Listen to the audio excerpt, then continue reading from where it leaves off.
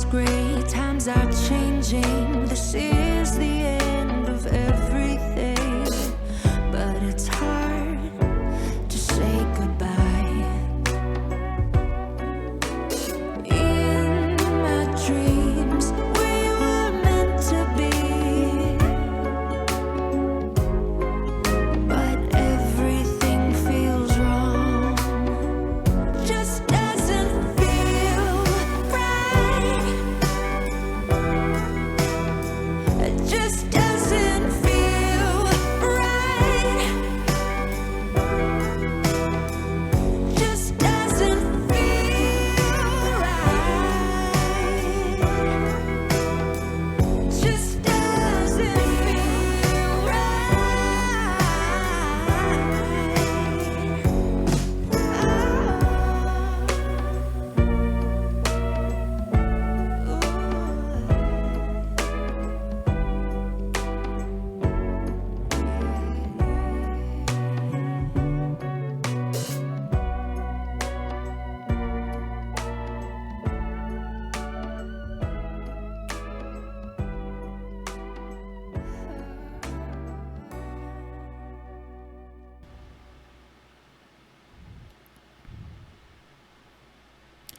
Hello, everybody, and welcome to TPK Roleplay for the first episode of our Knights of Paynetown campaign, Madness Calls It Forth. Before we begin, this is your content warning. Knights of Paynetown is a dark, noir-style campaign written by Son of Oak Studio and deals with issues like violence, emotional trauma, death, suicide, among other disturbing themes. Please know that those of us around the virtual table have given our consent to explore these topics together as respectfully as we can. But if you, the viewer, should feel uncomfortable at any point, please make sure to step away, take care of yourself, get some air, stretch your legs, and check in with us again later. Tonight's episode is called Killing Her Softly. Prologue. We begin with an aerial shot of a major metropolis. Its towering skyscrapers are pitch black against an oncoming storm.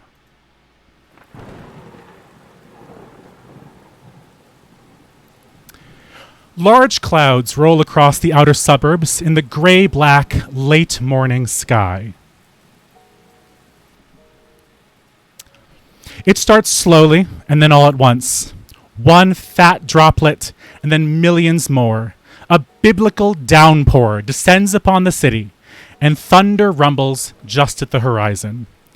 The rain ricochets off rooftops and pelts unprepared pedestrians. As the lightning cracks through the cacophony, we find ourselves in the warm, brightly lit lobby of the Payne Memorial Opera House. A sign tells us the Opera Society's annual autumn gala and fundraiser is set to begin this evening, and the house is crawling with caterers, workmen, and volunteers. Inside the theater, electricians snake the catwalk with cables, and several stage crew move set pieces and costumes across the stage. We center on a striking middle-aged woman on her cell phone at the top of the mezzanine, directing people and taking calls. Luca, would you please describe your character to the audience? Yes, Celine Caliburn is probably in her early 40s to mid 40s. She has the front of her hair going gray, almost white, in a stark contrast against the black. She is wearing an elegant purple evening gown and a silver bracelet on her hand that connects to a small ring on her finger. She has quite a bit of almost professionally done makeup, and she is standing with an air that she owns everything in sight. So, Celine, you see from someone from near the front of the theater. He is a nervous man with a clipboard, and he approaches you, waiting for the next time you're able to answer a question. You recognize him as Lucas, the stage manager. Yes, Lucas, you are just standing there. How may I help you? I'm sorry, Miss Caliburn, but the star of the evening, Miss Martha Ellis.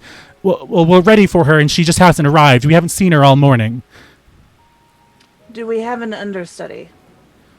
Well, no, she's the she's the star of the night. She's the reason people are coming to the gala. Obviously, yes. So she's having a little bit of a diva moment. Okay, and I assume you've tried her cell phone. Well, we couldn't get anything from her manager, so we weren't really sure what we should do. The costume people and the makeup crew are waiting. We can move on, but we will need her at some point. Okay, do you have some gopher I can send to her apartment house? I guess we can go to her house and. No, I can do this myself. That is fine. Do you have her address? Well, I think I know that her manager runs the washboard club, so I don't have her address though. Okay, remind me, Lucas. How long until curtain? Oh, it's we have we're going on at 8, so that would be 9 hours. Okay. I'm going to need you to talk to Emily. She's trying to carry around those flowers. I don't know where she's going with them. Okay. But you need to handle that. I cannot be here to handle that. Okay, will do. Marcus is running around with something I don't know, and you need to see Marcus. You need to check with him. Okay, he's going to have a few items for you. Okay. Meanwhile, I will go see about this. And she will walk down to the main area where I'm sure her driver is just waiting patiently for when she next needed them, and give them the address of where she needs to go. Hey, Chrissy. I feel like your character might be here at the gala preparing things with your parents. Yeah, so probably near where Celine had pointed to somebody carrying flowers endlessly or needlessly, you would see a young girl, early 20s, maybe mid-20s, wearing a jean jacket, trying to cover herself up, not dressed, kind of a little bit disheveled, looks like maybe she just rolled out of bed and got here. Punk buttons all over her jacket. It probably smells a little bit from the night before, probably didn't shower. Kind of listening to everything going on. And she is currently putting a bottle of very expensive alcohol from behind the bar into her front pocket and just kind of watching everything unfold. Ami she has the green hair on the ends. She looks like she does not fit in here, but kind of looks like she's making that intentional. But she's watching, and she probably would notice Celine kind of directing people and trying her best to stay out of her way, so that she doesn't get told to do something. Let's say you are scurrying away from any responsibilities when she's. Miss Ortelia. Shit. And she will turn around. Miss Calburn. Hello. Hi. Hello. Stunning as always. It's so wonderful to see you here taking part in this wonderful cause. I was hoping you could join me on an errand I have to run. Oh, an errand? Yes, perhaps you could bring that bottle you have in your pocket. Let's go. All right. And I will turn and walk without looking back. And Ami will unscrew the bottle, take a drink, put it back in her pocket, and follow quietly. As the two open up their umbrellas and head outside towards the car waiting for them, We close on that scene. The camera pans through the rain to south of downtown, a blue-collar district near the docks. Officer Matt Quinn peers nervously through the thwick of a patrol car's windshield.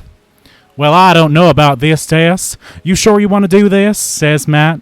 Officer Dast, a short, sturdy woman, dons the hood of her rain jacket and replies, Yes, I most certainly am. I know you're not sure if you can trust her, but I promise you that Aunt Lexi is here to protect this city. Even if she doesn't believe it. We need her help if we're going to get to solve this case by the end of the night. So you just smile and stay quiet, you hear? Yes, sir, replies Matt. And the pair open the doors of the cruiser and cross the street in the heavy rain. Vermin, I have a question for you. About how early does Lexi open up the mirror?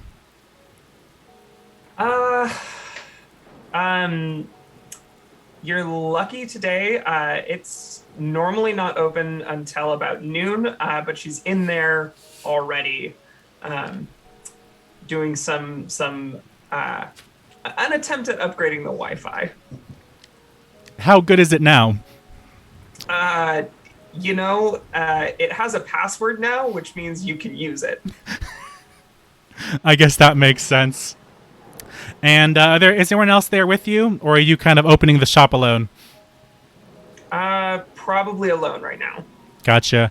And is the door unlocked? Yeah. So out you hear a crack of thunder as someone opens the door a little early for your normal crowd at the mirror, and two police officers drenched in their black police raincoats step out of the storm and into your bar. Do you want to describe the mirror a little bit and what Lexi looks like? Yeah, so the mirror is kind of it's the bar that's a little too divey for college students to hang out at regularly, but like perfect if you're going out for karaoke with a bunch of strangers who have nothing better to do. The counters are like dark wood, as are the tables. The upholstery has seen better days, but nothing really matches the selection of beer, wine, and spirits that she's got on tap and up on the wall. Lexi right now is probably grunting in indignation at an old tube monitor where she's working on her Wi-Fi, and she is about 6 feet tall. She's dressed in a button-down shirt and a loosely fit tie, black slacks. She bears a striking resemblance to Jane Lynch. No connection. Just happens to look. It's weird. Well, I know the door's open. We're not open until noon. Come back later. You need a hand with that TV there? My pa helped me do all kinds of repairs back on the farm back home. Lexi looks up over her glasses. Oh. Look, I don't know anything. Officer Chavi Das, someone you may know just a little bit, looks up at you and approaches the bar, ignoring your suggestion to leave until later. Hey there, Lexi.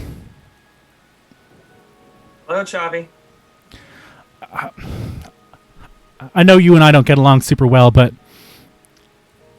I need to ask a favor of you, and I think it's something you might care about. There's like a long sigh, and she stretches up. I figure she's taller than Chavi by a good margin. Quite a lot. She stretches her back, kind of pops her neck, and then puts her elbows on the counter and her chin on top of her hands. Shoot. Well, I've got a case, you see, and A good start. I have until midnight before I have to drop it. 3 people already are dead, and one of them has left 2 little girls completely orphaned. It's a murder that we haven't been able to track down, and we're not entirely sure what he's doing or how he's doing it. But we were hoping that maybe you might be able to help us out just for the day. This is your job, not mine. Why would I be able to figure this out when you can't? Well, because I know you have been working with a team lately, and it's something that I want to protect this city, and I know that you want to protect your people too. It's real close to the bar, and well, I worry that the kind of people that live around here are going to be the next ones on his prey.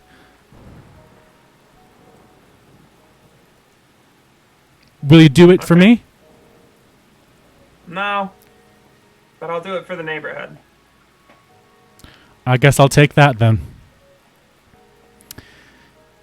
Well, you just let me know if you need anything. We're gonna do some paperwork back at the station, but you probably want to head over to the washboard where the first attack happened. I mean, if you I should be looking for? You should probably talk to the owner there, and I believe a woman named Ms. Ellis was the person who witnessed the first attack. She might know more. Right. And at that point, Lexi kind of turns away and grabs like a dark, narrow-cut blazer. And if they aren't gone by the time she turns back around, she shoes. She'll definitely take the little hood, like give you a nod, and then head on out back into the rain. I think the first thing that Lexi does once her blazer is on is she goes over and she has this really anachronistic rotary phone, but she dials a number to connect to Father John. A phone rings at the Miller Square St. Michael Parish. It probably is equally as old as Lexi's phone, but it still works, and therefore it stays. Hey, Father John, want to describe your character a bit? So Father John is he's an older fella. He's probably the oldest of the group. He's 53, but it's been a hard 53, and he's about 5'6". He's not a tall fella. He's pretty average. He's got a pretty gnarly scar that goes across his cheek that's been there for quite a long time. Anybody who asks, he tells them that he cut himself shaving once. Otherwise, this would be kind of one of those typical nights that he's just kind of finishing up some paperwork. He's sweeping up, getting everything in order for the next morning. The phone rings. Something that probably doesn't happen very often at your church, but or wherever you end up, and you are right now. Right. So John will go over and answer. Hello, Saint Michael's Parish. What can I do for you?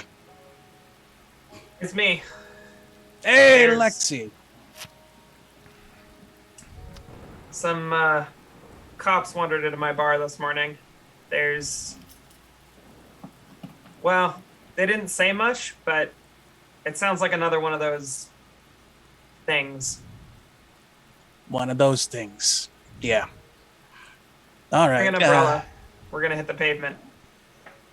Yeah, I don't mind the rain so much. Did you let the others know, or? They have that charity thing going on today. Oh, that's right. I got an invite to go tonight. You going? They do a lot for the church, and it's good to, a lot of those bigwigs, they like to have a man of the cloth around, so they look a little less sinful. But the food's usually pretty good. I got an invite, but I think I'd just feel out of place. Nah. It's all about confidence. All right. I'll see you at the spot. Gotcha. I'm leaving now. And I'll hang up. And with that, the scene fades on both of you as you don whatever weather gear you have and take a few steps into the dark, the windy, the cold, and the rain. So, Lexi and Father John, you spend the next 20 minutes or so taking a short trip, 5 or 6 blocks, but for both of you, into the darker, seedier part of the downtown area. As for the two others, Celine and Ami, you have to take a slightly longer trip from the nicer, more wealthy part of the downtown area into the kind of darker sides. And Lexi and John, you arrive just in time to get hit by a wave of water from a car pulling up right beside you. Doesn't drench you, but your socks are going to be wet for at least a few hours. God damn it. What kind of fucking nincompoop? Wait a second. And Lexi's gonna slap the hood, not able to see into it. The I'm driver fucking will get walking. out with just a very polite fuck you nod of his hat. And then go over and open the door for Celine and Ami. You realize drenching a priest is a straight ticket to hell. I can't help you with that. Rules are rules. Ami is going to climb out of the opposite door, not acknowledging the driver, and go, listen, I don't know why I couldn't drive anyways. We could have just taken my Honda Civic. It would have gotten us here just as quickly. We didn't need a driver. James enjoys driving us. I'm sure. James? And I will take his hand and, come out of the car. Just, thank you, James. James doesn't enjoy this. He doesn't. James will give you both a polite bow, and without much more from him, he slips back into the driver's seat and finds a parking spot a little bit further down the street to wait for you. It's the second time he's done that. I swear to God, he's doing it on purpose. Oh, Father. Hey, Celine, how's it Why going? are you here at the washboard? Are you also after a missing star? I don't know. Oh, Lexi told me to come. Lexi? murders. Murders? First one was here. Well, let's hope that our star is not, in fact, a victim. Shall we? What star? Miss Ellis. For the gala tonight. Oh, the headliner. Yes.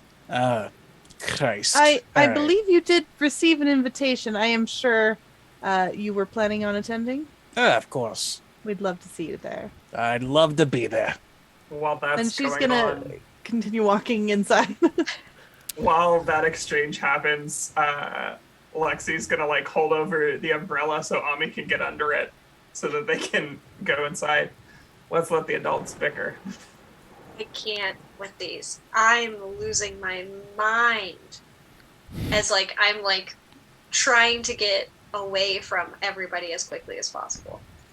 So And while walking in, I'm just looking around, seeing if anybody has noticed this seemingly ragtag group of folks.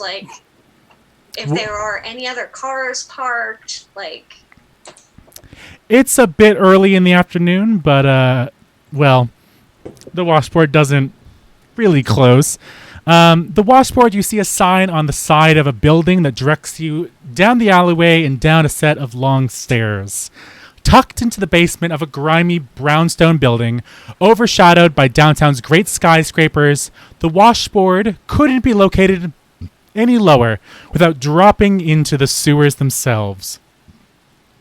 Faint cello and piano notes echo in a maze of alleyways and underpasses that leads to its front door far below street level.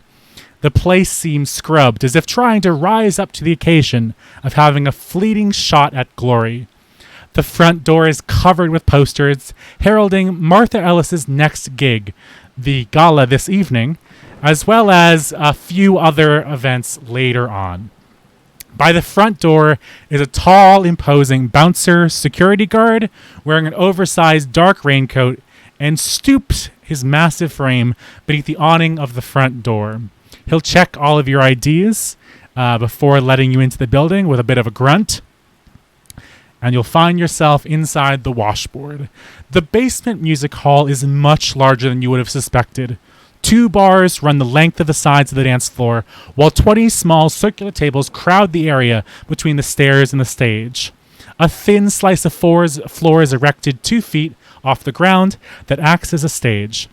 In the bar's vaulted ceiling, stage lights light up the near the empty stage with a piano player and a cello player kind of riffing and just kind of warming up for the night. A few staff members are sweeping, cleaning, preparing bottles, rearranging chairs, and here and there a early morning customer is already sipping of the alcohol. I don't have a whole lot of maps in this particular game, but I will show the players the washboard. It is pretty much exactly what I described, so you're not missing out too much, audience.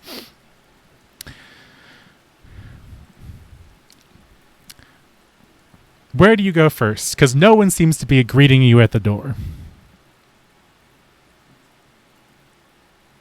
I will take off my trench coat, and seeing that there is no one to take it, I will fold it nicely over my arm and walk up to the bar and just sort of raise a hand. Oh, hello. What can I get for you? He obviously seems very shocked to see someone with as elegant clothes as you. Well, and I'm sure he would recognize my face as well. But I will just say, nothing to drink, please. I am here for Miss Ellis. Do you know of her whereabouts?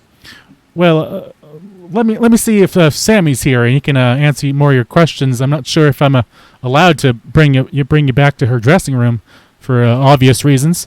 And so he ducks into the kitchen, and after a few minutes, you hear some conversation, and you probably might recognize Sammy Jefferson. He is the owner of this particular establishment, but also Martha Ellis's manager. He wears a very cheap jacket and a very cheap shirt, and it looks like he is trying to put on airs of someone who has finally made it, but not doing so well. He'll probably be at the gala tonight, but God knows he won't really fit in super well. I did manage the seat arrangements, and he is very tastefully placed off where he cannot offend anyone with his rough mannerisms and way of speech. Sammy, how's the lease treating you? Oh, hey, she's doing all right. She is very expensive, but I think we finally got something going here. You finally fixed the problems with not meeting fire code? Now you listen here. We will eventually get there. I promise. It's only an issue if the place catches on fire. None of you are all cops, right? And he elbows you, Lexi. Lexi, do you know Sammy at all? I think probably we know each other as just like two people who own bars relatively close would. Okay. Like I bet we've done at least one like liquor control training at the same time. Mm-hmm. And like maybe we have the same distributor. Well, you would also know a little bit more about him, especially because of your background. He's certainly trying his best to make it in the biz, but you might know that he runs a few shady businesses in the back rooms when needed to make a little bit of extra money. But he's done everything and is trying his best to make it as a manager in the music biz. Well, I wasn't expecting such glamorous guests tonight. What can I do for you?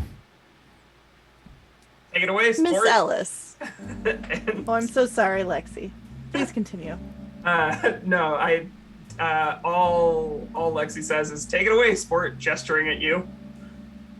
You're looking for Miss Ellis. Is she? I assumed she was was over at the opera house.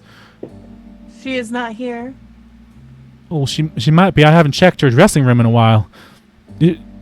She's not been doing too well. I should have checked on her. I'm sorry. Yes. Do you think you could manage to go check on her? Yeah. Why don't you come this way? Right away, of course. And he'll lead you through the back of the bar, into a door in the kitchen, and then into the back hallway behind the stage area. You will see, there is a door with the word Star Dressing Room, where the name Martha Ellis has been written in faded marker. And the door is closed, but Jefferson will go ever so quietly and knock on the door, after which you hear a clink and then a crash of glass.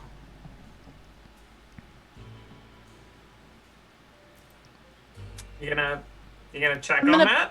I'm gonna just check the handle. Is it locked? Not right now, no. Can I just... You can. Miss Ellis, and I am going to open the door.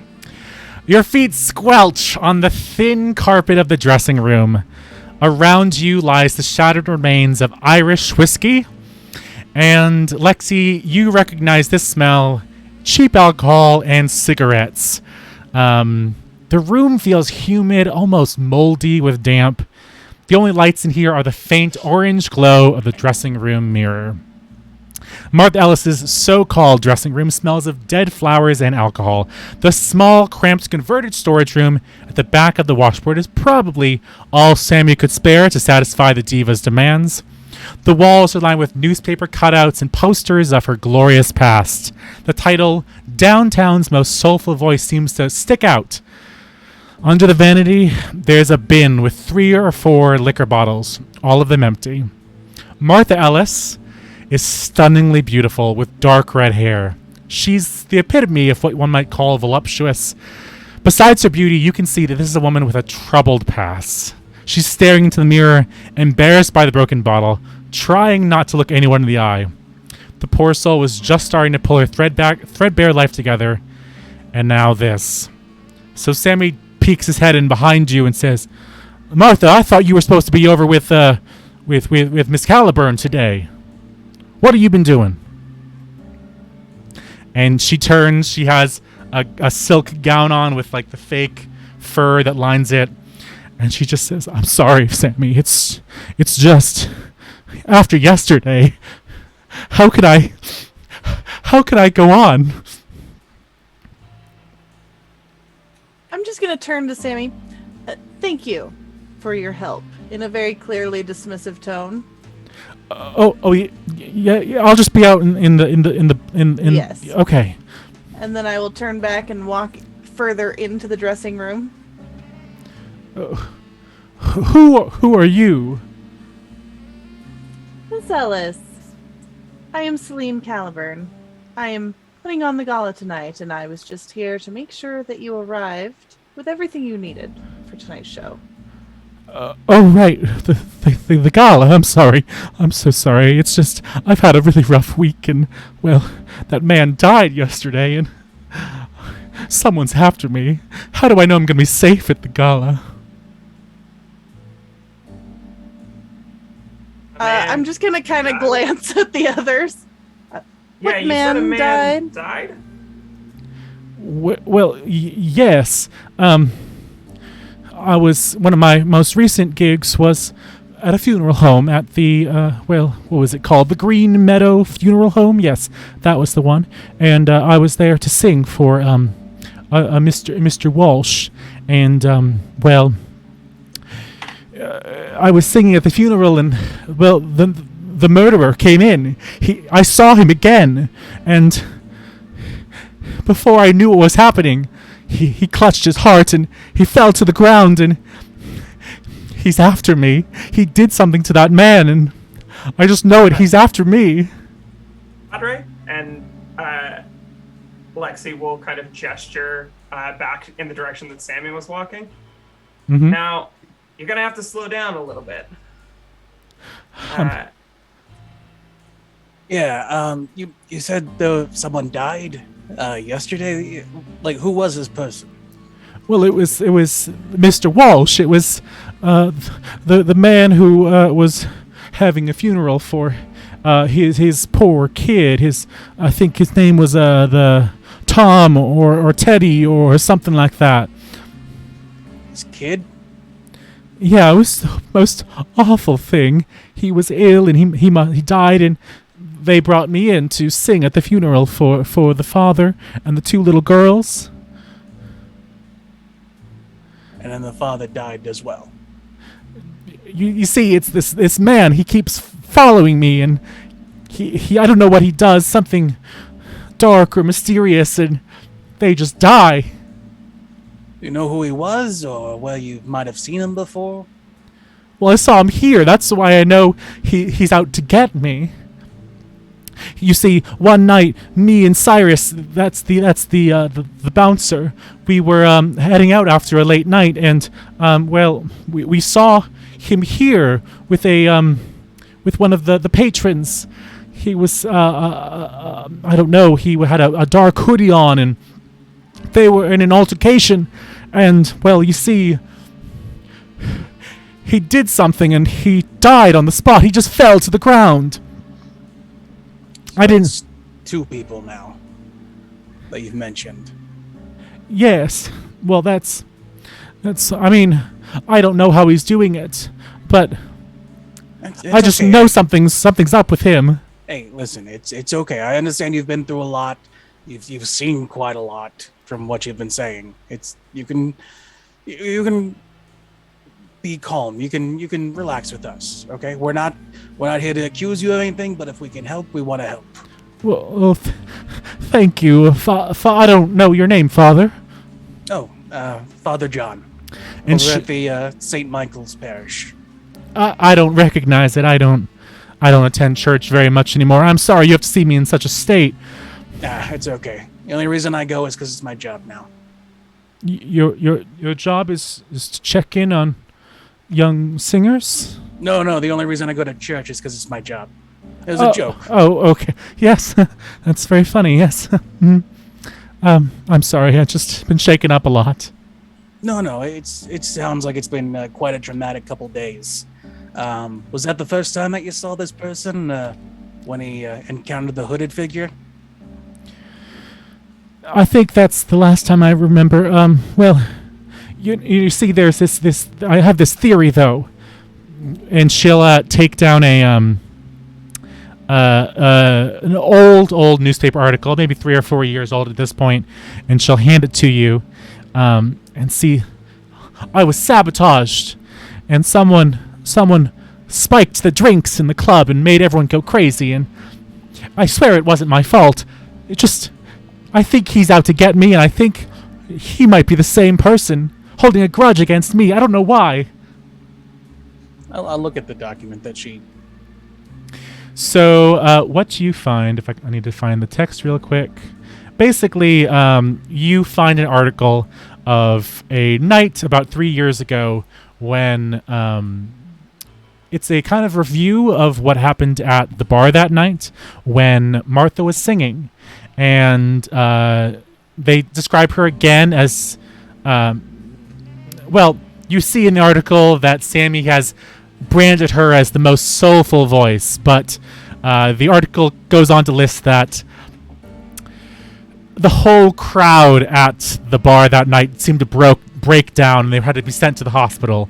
They didn't understand why, and there's no explanation, but Martha seems convinced that this person has messed with the drinks and is out to get her, out to ruin her. Any idea who they might be? You said that you haven't actually got a good look at them, but do you have any enemies, any people that just don't like you? I'm sorry, I don't know. I don't. I've had a rough life, and Sammy says that I'm finally getting somewhere, and I have this I'm so sorry, Miss Caliburn. I'm sorry. I should have been there. I know that this is gonna be a big break for me if I can get back into the music scene, but I just didn't know what to do. It is no problem, Miss Ellis. And you must remember, the show must go on. Now, if you would like to make your way to the Opera House, perhaps we could try and track down this hooded figure for you.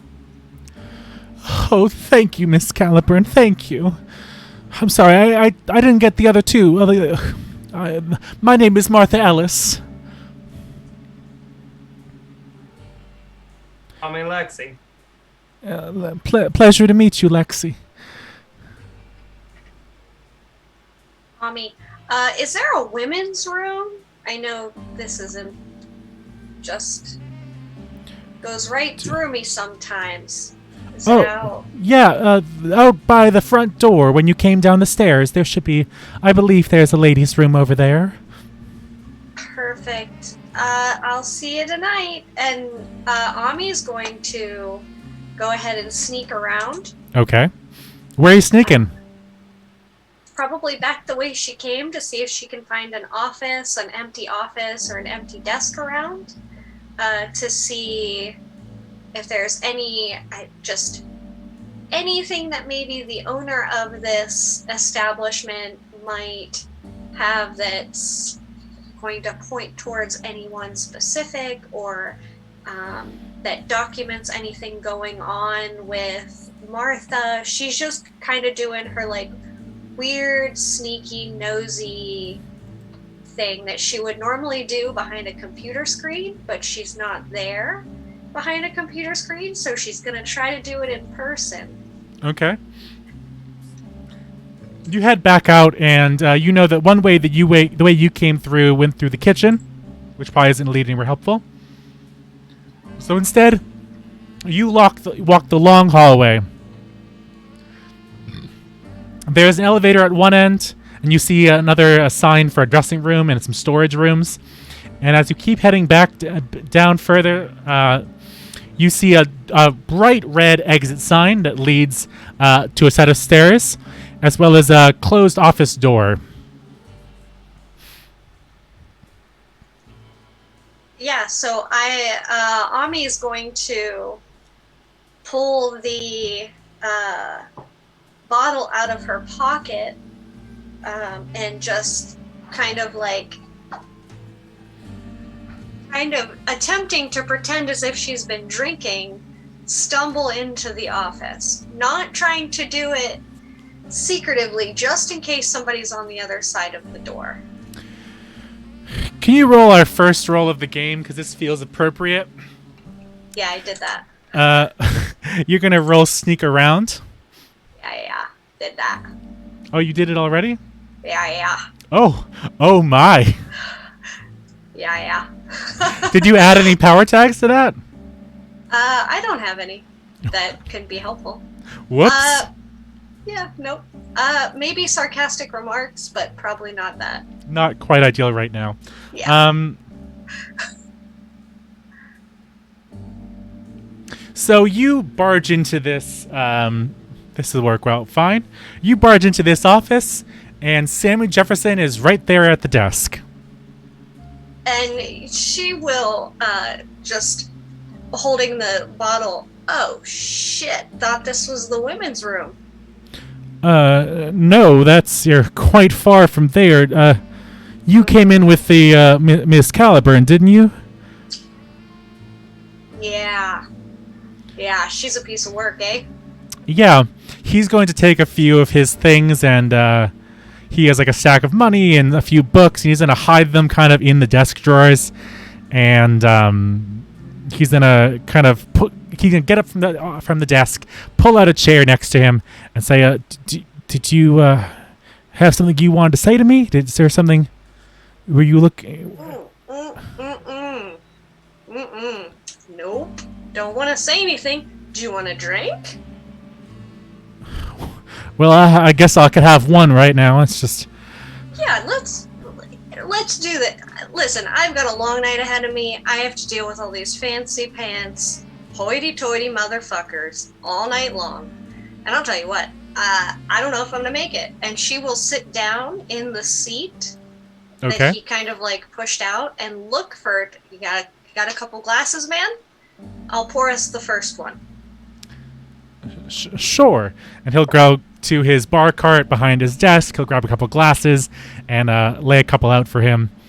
He looks at your bottle, which is probably far more expensive than anything he has in his bar, and just kind of sit back down again and wait for you to pour. Yeah, I'll pour a couple drinks and kind of slide one of the glasses over to him.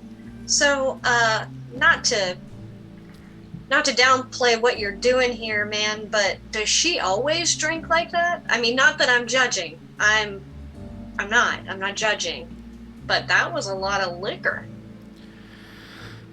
Yeah, she's had a bit of a rough time since the incident, and she's on the way back now. She would see a therapist for a little while, and I'm really glad to have gotten her now that she's singing again. But the last few weeks have been rough, let me tell you. Yeah, she was talking that people died at a funeral or something. I mean, isn't that where people die, or were they not dead? And she's gonna like swig the drink really heavily, as if she's trying to put it together, even though she kind of knows the story. Mm-hmm. Isn't that like where dead people are, though, right? Like, she's not delusional, is she? She told you about that. Well, I just thought it would be a good gig for her to, get out of the bar and go to a nice upscale funeral parlor and sing some lovely songs. But I don't know. I didn't hear much other than what's on the news, that someone attacked someone at the funeral home. Well, no, he wasn't dead to begin with. He was, the grieving husband, as far as I understand. But she doesn't tell me much. So all I know is what's on the news, that some guy with a hoodie came in and caused a bit of a ruckus. Yeah, that's kind of... What therapist is she seeing? Oh, I don't think she sees her anymore. There's some falling out. Oh, no name? I need a therapist. If you can't tell, I'm young and I have an alcohol problem. And she's going to say that sarcastically and just like drink a little bit more heavily. Well, I don't think it's a problem in my line of business, but you'd have to ask her. I don't recall the name. Someone special with some like making things better, or whatever the name was. I don't remember. All right. Well, I appreciate it. I do need to find that bathroom, though. He'll get up and he'll direct you out of the office. He'll send you through a door that leads to the side of the stage and back into the main room, and direct you towards the back corner where the women's room is. And as we're walking, I'm going to go, hey, do you have security cameras here? We have a few. Cool. Good. That's safe. Security cameras and shit. That's good. Smart. Yeah. And she's going to go into the bathroom and just sit there on the toilet drinking. Is Ami all right? She's just really stressed out about the fact that she's going to have to, spend the evening in a ball gown, pretending she's just really just pre-gaming. She'll stop soon and just have to, she's just trying to get herself, let her anxiety lessened at the prospect of having to spend the evening at a gala again. So she's good, but she's just not stoked about this evening. I mean... And she knows that she's, waiting for everybody to get done, because her gig is going to come later when she, is, going to try to get into those cameras on the back end. Will do. How's the rest of the team holding up in Martha's dressing room? I would probably be ushering Martha out the door, getting her some sort of semblance of ready, and then texting on my BlackBerry a message to my driver that he can drive her to the opera house and let her know that James is waiting for her, and just kind of usher her out the door so that we can investigate. Okay. Lexi is going to be heading outside to share a cigarette with Cyrus. Okay. And Job, where does that leave you? Father John, pardon me. Job's just gonna go to the bar. Is there a bartender there? Yeah, there's a couple of bartenders. They seem to be cleaning or doing just generic tasks of restocking ice and whatnot. Who do I want to start with? Let's start with Lexi. You head out to the entrance again, and you find a large, brooding man sitting in the pitter-patter of the rain. And you found Cyrus. So Lexi's gonna like reach into her jacket pocket and pull out the in-universe equivalent of like American Spirit Reds. That have been like added down hundreds of times. We are in America. It could be that, unless you're trying to avoid copyright. Okay. Strong fucking cigarettes. Graymakers. Let's go. Okay. And she kind of opens the pack and slides one out with a flick of her wrist. You smoke? Sure, I smoke sometimes. And she'll get her cigarette, get them both lit. So, I heard there was a commotion out here the other day. Somebody died. I'm not sure I'm supposed to be talking about that with patrons. Well, consider me another business interest. I run the Mirror. You know of us? Unfamiliar. And she kind of points in the rough direction. Mm-hmm. We're a ways that way. Another neighborhood bar. And some of the folks around town, moms, right? Mm-hmm. Have been asking me to check in on this. I make a point of it for them, you know? I can talk to Sammy if you'd rather, but honestly, I want somebody who's seen it, and Martha's not much help. Well, what story did you hear? There was a man in a hoodie, altercation with some other guy. Guy ended up dead. Didn't get a description of the man in the hoodie, didn't get a description of the man who died. Something mysterious killed this guy. And she gestures like pancake. Well, then, you know the story, then, that I came in with Miss Ellis, and we saw the perp with one of the patrons, and they must have gotten in some fight, because then the dude just collapsed, and the perp runs away. He must have broken in the back door while I was closing up.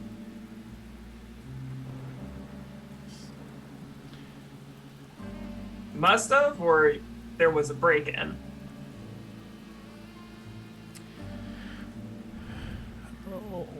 Well, I didn't see him come in. So I was finishing up.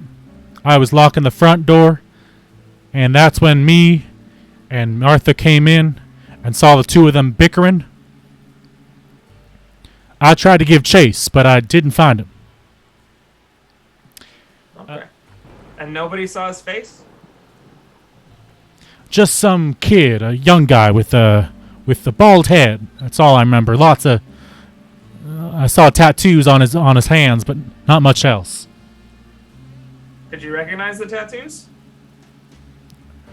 No, it was too far. I wish I could tell you more. No, I appreciate it. There's not quite a thing as a vibe check in this game, but if you want to try to convince him to tell you more, you can either do that with a roll or with you want to, well, I think a roll refresh makes sense his here. memory. Yeah. No, I think How are you convincing him? I think I wanna go the softer route because I don't think being a bouncer's hard, man. Okay. So I think I'm gonna roll with. I hear gossip. Like if there's something about this bouncer I can lean on a little bit. Mm-hmm. An eye for detail, just like if you made a facial expression that's giving him away, Mm-hmm. or empathetic, just to like know his vibe. Okay.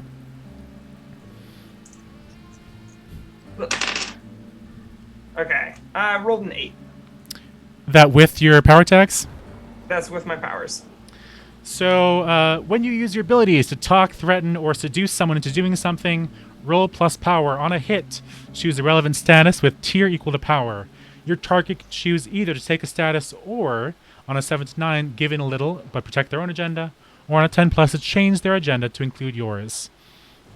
At least for the time being. So, what you need to do is you have a power of 3, I believe? Correct? Yeah. So you're going to choose a status, a tag to give him, and he'll give in a little bit. I think I or would he'll give just in. like. I just want to give him forthcoming.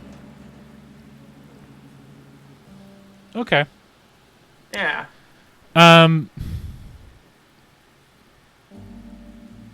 He'll be forthcoming. So he'll take forthcoming 3 as a tag. He'll lean in a little close to you and say, well, I have a daughter. I know that things are a bit rough in this part of town, but I'm glad to see someone taking care of things. Now, you didn't hear this from me, but Sammy did pay me a little something extra to tell that particular story. But I wasn't with Martha when the man died.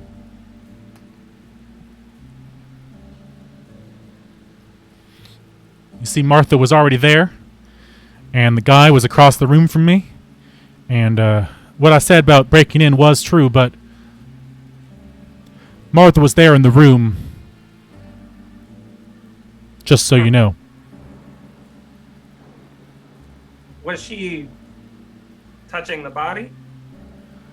No, they were all close. It was hard to see, but I don't think she was. Okay. She was up there on the stage, and he was down below, down in on the chair. He was pulled up right close to where the stage was. And then out of nowhere, in pops that guy with the bald head and the tattoos, and he tries to say something or do something. He moves his hands around, but I don't know what happened at that point, because then the man collapsed, and I came running in, and the boy he escaped before I was able to get anywhere. All these goddamn tables in the way. I appreciate it. Of course. If your daughter is ever around 2nd Street, both of you, feel free to stop by. Will do. Now, you don't tell Sammy about this, you hear? And he looks at you dead in the eye, and you can tell he means it, that he is being forthcoming, but he will fuck you up if you mess up his shit. I know how to be discreet, Cyrus. I don't think I ever got your name. Lexi. Well, Lexi. Maybe I'll stop by next time I'm in town. And with that, let's switch over to Job at the bar.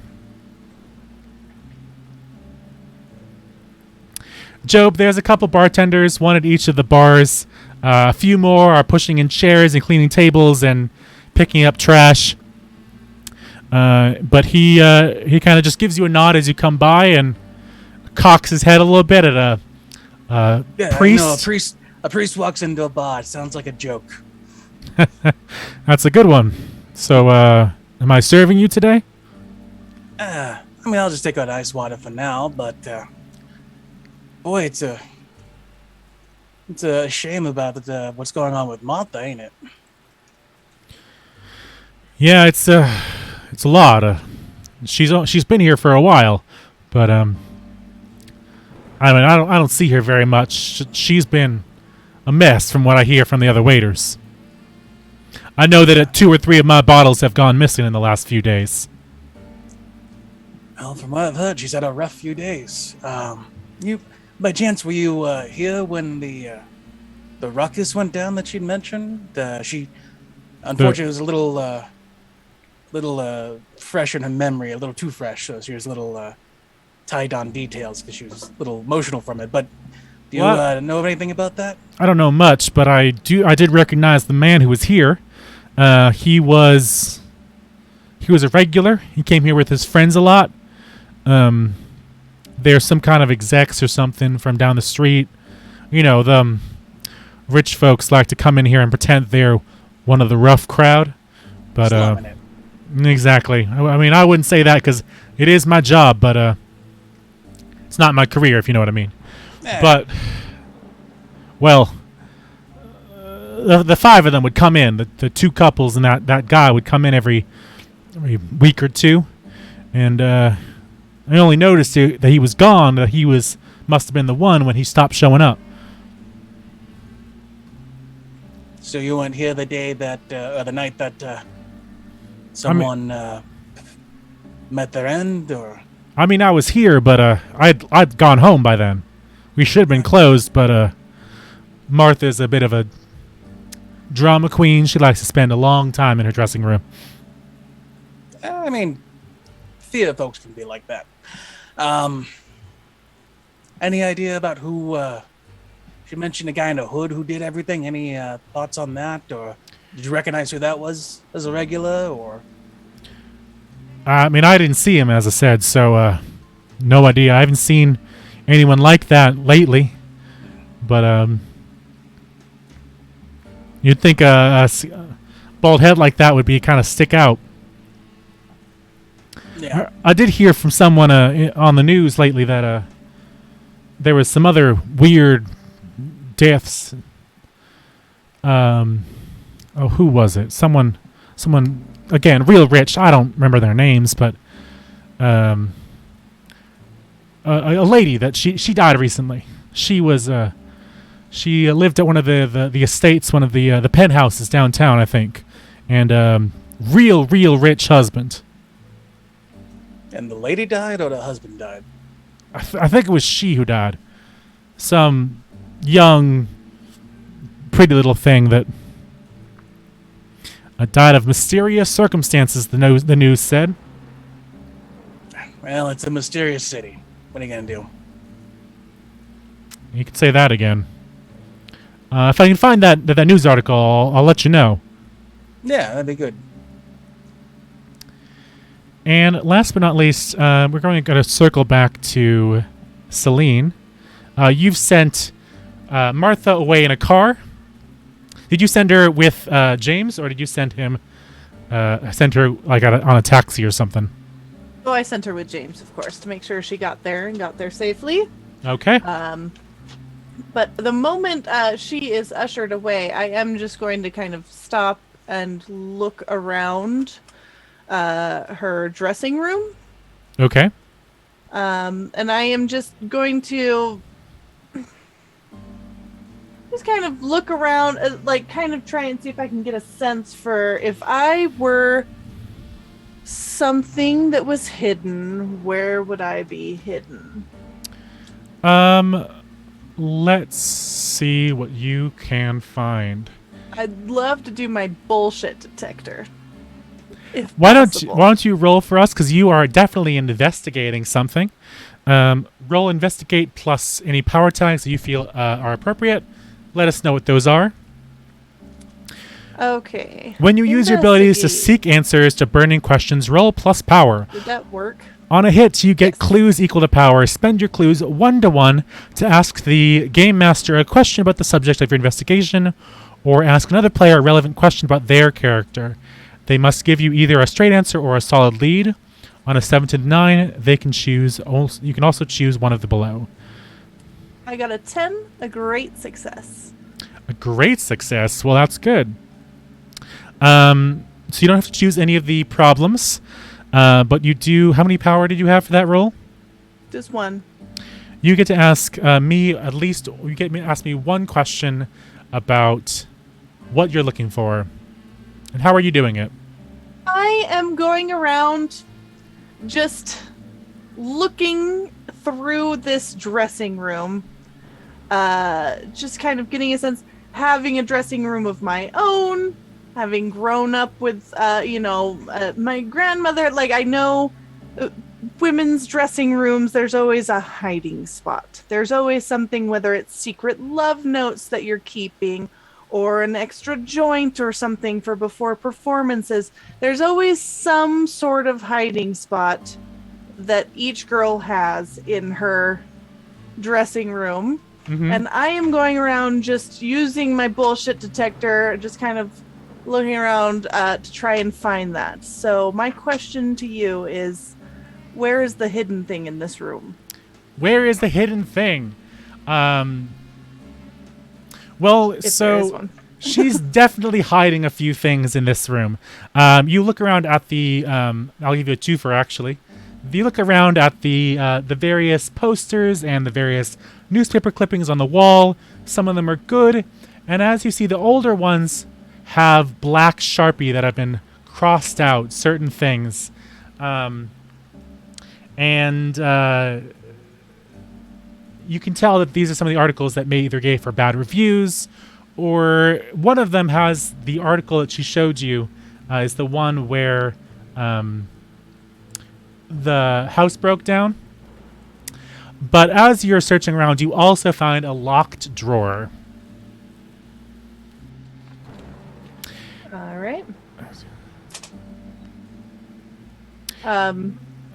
If I could just checking behind me to make sure that the dressing room door is closed. Will do. I would just like to hold up my arm and have my bracelet just kind of slide into like an almost like sharp X-Acto knife looking kind of dagger. Okay. And I just want to kind of slice down between the drawer and the dresser.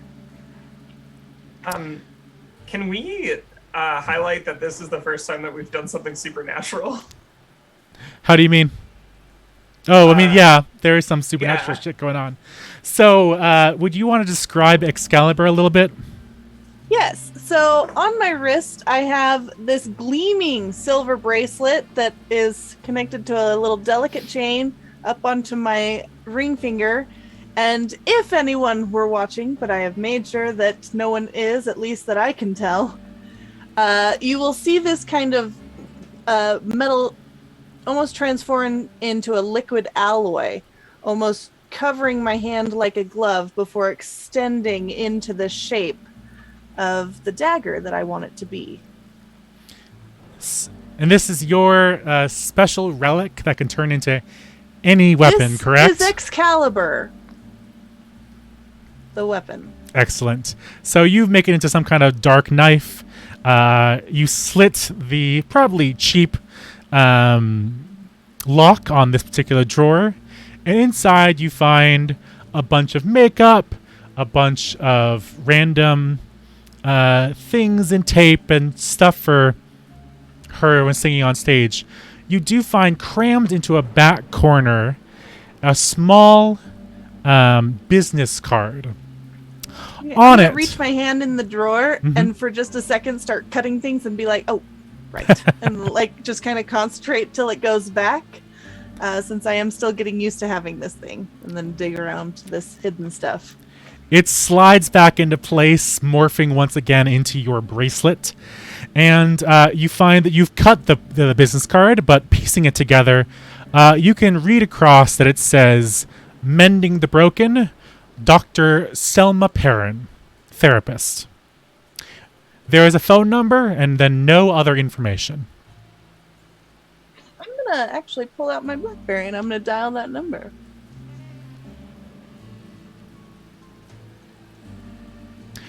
I'm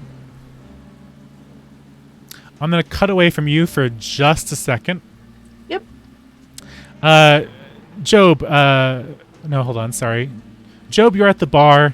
Lexi, you are where again? I'm coming back inside, probably scuffing off my shoes. Cool. And oh yeah, you are in the bathroom. It's so early in the campaign. I barely remember your names. You are okay. in the bathroom, Ami.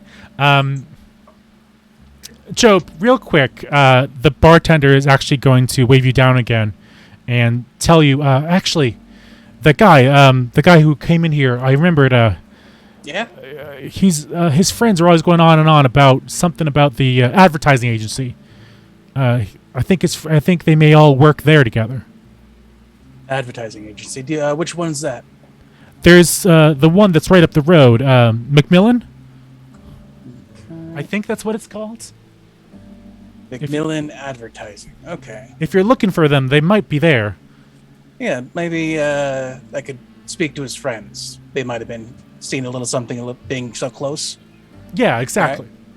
All right. Thanks. That's really helpful. And I was talking to someone. The what was it? The woman's name. I think her name was Bancroft, Tiffany Bancroft. She's the wife of what is it called? The trust fund or something like that. A trust fund wife? Yeah, no, not a trust fund. The other one. He invests money. Entrepreneur. Something like that. Yeah.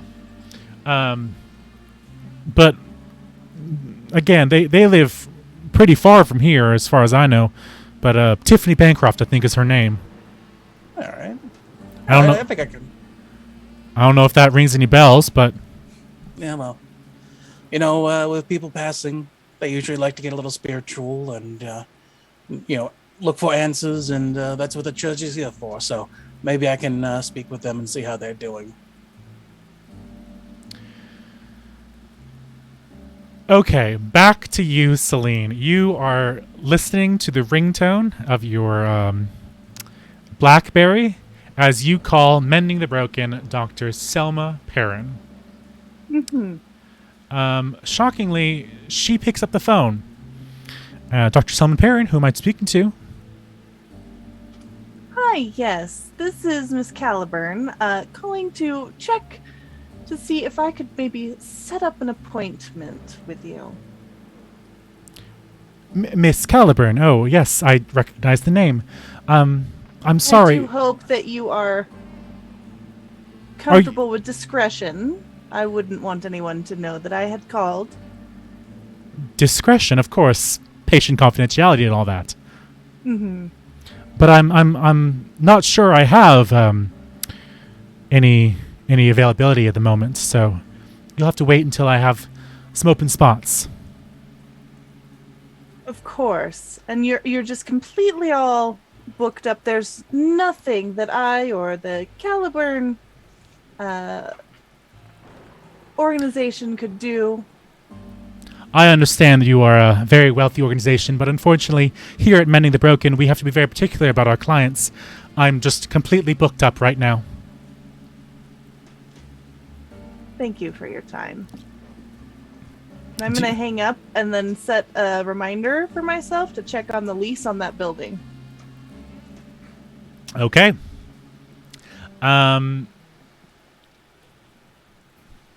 With that, I'm going to take a quick break for our players because I'm sure they all need to use the bathroom. We'll be back in about 10 minutes, and we'll get back into City of Mist. Have a good night all, and see you very shortly, okay? Hello, and welcome back to Madness Calls It Forth, a City of Mist campaign with 4 amazing players. The last we left our heroes. They were in and around the Washboard Club in downtown, and they found quite a lot of clues, including one rather important one that I'm not going to give away quite right away. So let's head over to the bathroom, where Ami is still hypothetically drinking alcohol alone. Yeah, so she's in the bathroom, but she's not like chugging alcohol pathetically. She's literally just was trying to get escape from that room, and get away from Sammy. So she's sitting in the bathroom, probably leaned up against a wall. She has her phone out, and she's just kind of like Googling the articles that she's heard mentioned, probably Googling some of the various things on her on her cell phone. She is just sitting in there. She's just not trying to be too overt, since she had already kind of botched that. And she's going to Google around, try to see what she can find. And then if she starts to hit some dead ends, she's going to kind of just get frustrated. Because she's used to being pretty tech savvy and pretty good with this and like finding things like that. So she's just going to kind of like... So tell me exactly what you're looking into. Okay, so exactly what she would have been Googling. She would have been trying to find...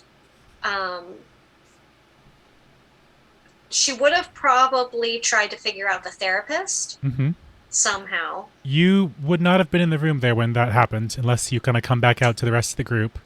No, but just if Sammy you can find... said that, Sammy said she was seeing a therapist, so I would have just started Googling, like, therapy, like, places, like, clinics, things like that. Nothing too particular yet.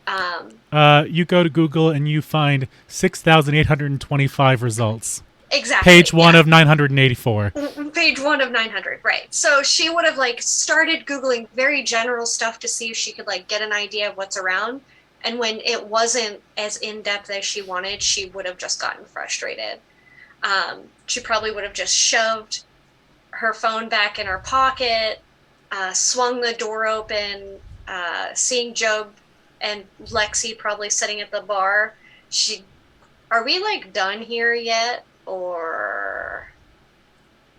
There's like a frown nod from Lexi. Yeah. Okay. Because I mean, did you... And she'll, like, look at the bartender as if he, like, knowing that he's, like, not part of, like, the group and being like, can he leave? Can we talk? Or can we go somewhere where he's not listening? I think we might be done here, so I think we're just waiting for Celine will come back out and just put back on her trench coat. Speak of the devil. Where are we headed? I'll call a cab. I should No need. I can have a car come. I don't... Do we need to have, like, a car? We may call a cab if you would like. Okay, thanks. Thank God. It'll be all over the newspapers tomorrow. Celine Calipern calls a cab. It will, too. Celebrities, they're just like us. Where to, though? Well, I'd like to get back to my computer unless you guys have found other stuff. I could potentially use your help with looking up a few things. How do we need to go to your place? Or could we go to the mirror? I mean, that's where her computer's going to be, right? Hey, the mirror? My computer's at my place. I don't... Yeah, your computer's at your place, so we would have to go there. So you guys want to go to my place? I mean, what if I... You gave me that old computer that we set up at the church. I don't know if that'll still help out, but if you want to go to your place, take your computer with you somewhere, right? No. Mm-mm. Unfortunately, technology has not advanced to that level yet. Well, right, more so I'm not willing. We're calling a cab to Ami's place, or Ami, is there a portable computer that you can grab and meet us at the mirror? Let's just go to Ami's. Celine, there's no such thing as a portable computer. You guys are saying a lot of words. Half of them aren't true. I just don't want you in my apartment. And she's just going to stand there awkwardly. There definitely are such things as laptops, but yeah, we are amongst the old people in this particular game. Yes. I just want it noted for the record, Lexi has a cell phone. It's an old Nokia brick. But when she goes to call the cab, she looks for a payphone first, if there is one. Yeah. Mm-hmm. It's a bar. There is one. It is disgusting and covered with graffiti, but there is one. Great. In that case, I would do like a 2-stop thing where Ami can stop and get the newfangled portable computer. Portable computer can't be that great, right? And then take us back to the mirror. I assume it would be very large and unruly. Like a laptop size, or not a like a briefcase. Jesus Christ. And she's just going to quietly close her eyes and probably put her headphones on her head. And as they are driving, as the cab gets there, she's just going to be listening to like, she's going to have like Wolf Mother playing, like something very epic, like, and just pretending like she's not hearing this entire conversation. Speaking of something epic, I should put a little bit of something on. You ascend out of the bar onto the street. One of you hails a cab, and you are off on your way. I'm happy to break up the party and run 2 different scenes. So if you want to start us off, Flicker, what are you doing? Are you actually grabbing a laptop, or are you going to stay at home for a bit and do some research? Well, I guess that depends. Are we splitting the party, or are we going to 2 different places? I guess as a group, what did we say? I guess we could decide that in the camp. Yeah. So Ami will turn, like, sitting in the front seat and go, well, I'm the first stop, so is somebody coming with me, or you guys just want me to meet up with you? I can drive my car to wherever we're going to be. I know you are fond of your car. If you would like, we can drop you off, and you can meet us at the mirror.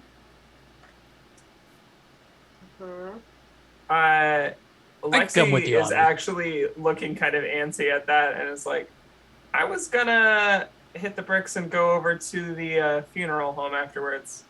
I got a call I need to take beforehand, though. Okay.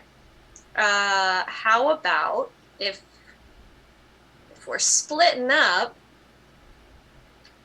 I'll take care of what I need, but I don't know Celine, what did you need me to look up for you? Yes, I need you to look up on the computer online a certain therapist. Well, yeah. How about we do this? You said the funeral home, is it the one that's next to the church? Because it's just right, like, around the corner from us. Is that the one that you're looking for, Lexi? Proper. Is it? Sure, if you'll let it. It's a funeral home. Job just said it is, so therefore it is. Hey, world building. I don't know how tight we're playing, how loose we're playing with this fiction. I love As I said in chat, it's your game too. Yeah. So let's say it Having is. seen this discussion, Selena's just gonna lean up to the driver of the cab that they have hailed and just been like, I'm sorry, could you take us to the what was the name of this place, this funeral home? I was saying we could all we'll wait for Ami to get a computer. We come down, we go back to the church, we meet there. If Lexi needs to get to the funeral parlor, it's just a hop, skip, and a jump away. And we can kind of talk along the way. And Ami set up that Wi-Fi for me back at the church. So you can get onto the internets with that, right? Yeah. All right. Yeah, you showed me Netflix. I did. It's a godsend. You're right. All right. So I miss Blockbuster. I'm gonna lean back down to the cab. Sorry, just one more second. I didn't follow all of that. I'm so sorry, Father. Could you please tell this young man where to wrap we it are up, needing a ride to? It sounds like you are dropping. You are forcing Ami to grab a laptop. However little she cares about laptops, and you are going I got to. that computer you set up at the church. If you just want to use that, if you can use that. No. Cool. No. Okay, we're not using that one. She probably gave you the most disgusting old Apple original computer. It's got the colored. It's the a old step Apple up from the iMac. one at the mirror because it is a flat screen, like LCD. So, I was thinking of the original personal computer by Apple from 1980. So you're grabbing a laptop, much to Ami's chagrin, and you are heading over to the church, where you can all do your separate little downtime activities before heading over to the funeral parlor and or the Bancroft estate. Yeah, I figured we'd talk more about what we found out in private. So, no offense to the nice taxi man. You spend a kind of 20 to 30 minute drive, kind of in quiet, while Ami rocks out to whatever she's listening to, trying her best to ignore the boomers. The rain starts coming down harder and harder, and you have to scurry into your house at high speed to grab your things before you wind up at the church. So you have all arrived at the Miller Square St. Michael's Parish. Yeah, nobody should be here at this time. I think the janitors would have finished up this morning, so we got the place to ourselves. Lexi, you find yourself a corner far away from everyone to take your call. Ami, you are setting up your laptop with whatever Wi-Fi is around, perhaps plugging into the modem and doing your best to do some research. And I assume that, Celine, you're with Ami because you wanted her to look into something for you. Yes, however, this whole cab ride, I have put on a little, Bluetooth ear dongle thing that just looks ridiculous. And I am talking to the various people, trying to still manage and organize everything happening at the Opera House remotely while we're on this cab ride and walking into the church. The first 30 seconds of that, though, Father John thinks you're talking to him and is trying to carry on a conversation. It just gets more and more awkward as my answers do not match what you're responding with. What do you mean, where am I? I'm sitting right next to you in the cab. No, I'm saying talk to Lucas. I want you to give up on the Who the flowers. hell is Lucas? Do you understand? I'm supposed to get flowers? I'm sorry. I'm gonna call Father. Oh, right. The thingy. No, listen. The purple is fine, but I really wanted to go with the red and brown. Think autumn. There's no purple in autumn. Do you understand? Yes. Okay. And I told Lucas to find you. Hey now. Excellent. So you are on a phone call and struggling with everyone else in the car. It's a bit rough. You don't all fit together now. You're not quite the crew you could be, but one day. So Ami, what are you doing? Yeah, so she definitely will walk to the office that she has set up Father John's computer in, and it is an older computer, but it is decent internet, not thinking that she would be taking her stuff with her. It's more set up so he can stream Netflix and probably watch whatever in his downtime that isn't Netflix without any buffering.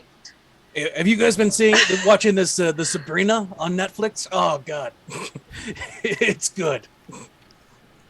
Exactly, and she will connect into the modem, but you will see a small little thing next to her that's kind of connected in.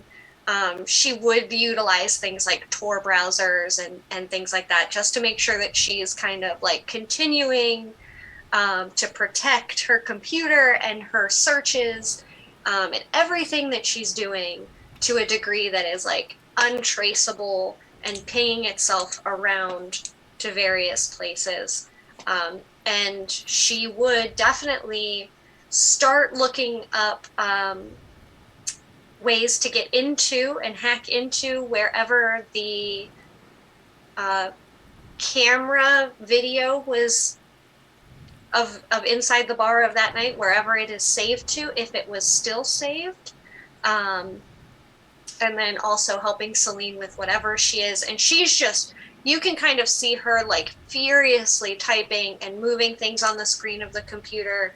And she is probably the most relaxed doing this than she has been all night. And the rest of the evening has been a little bit high strung. She's a little bit stressed out at the fact that she's going to have to put on the monkey suit and do the dance for her family soon. And she's just like anxious about the whole thing. So, but now that she's like sitting in front of a computer, she's like comfortable and a little bit more calm and chill. And she'll turn to Celine, who is, on the phone. Still on the phone. Now I'm talking about hors d'oeuvres. Yeah. However, I will just kind of wave the card at you for you to take it. And I will grab it out of her hand, the 2 pieces.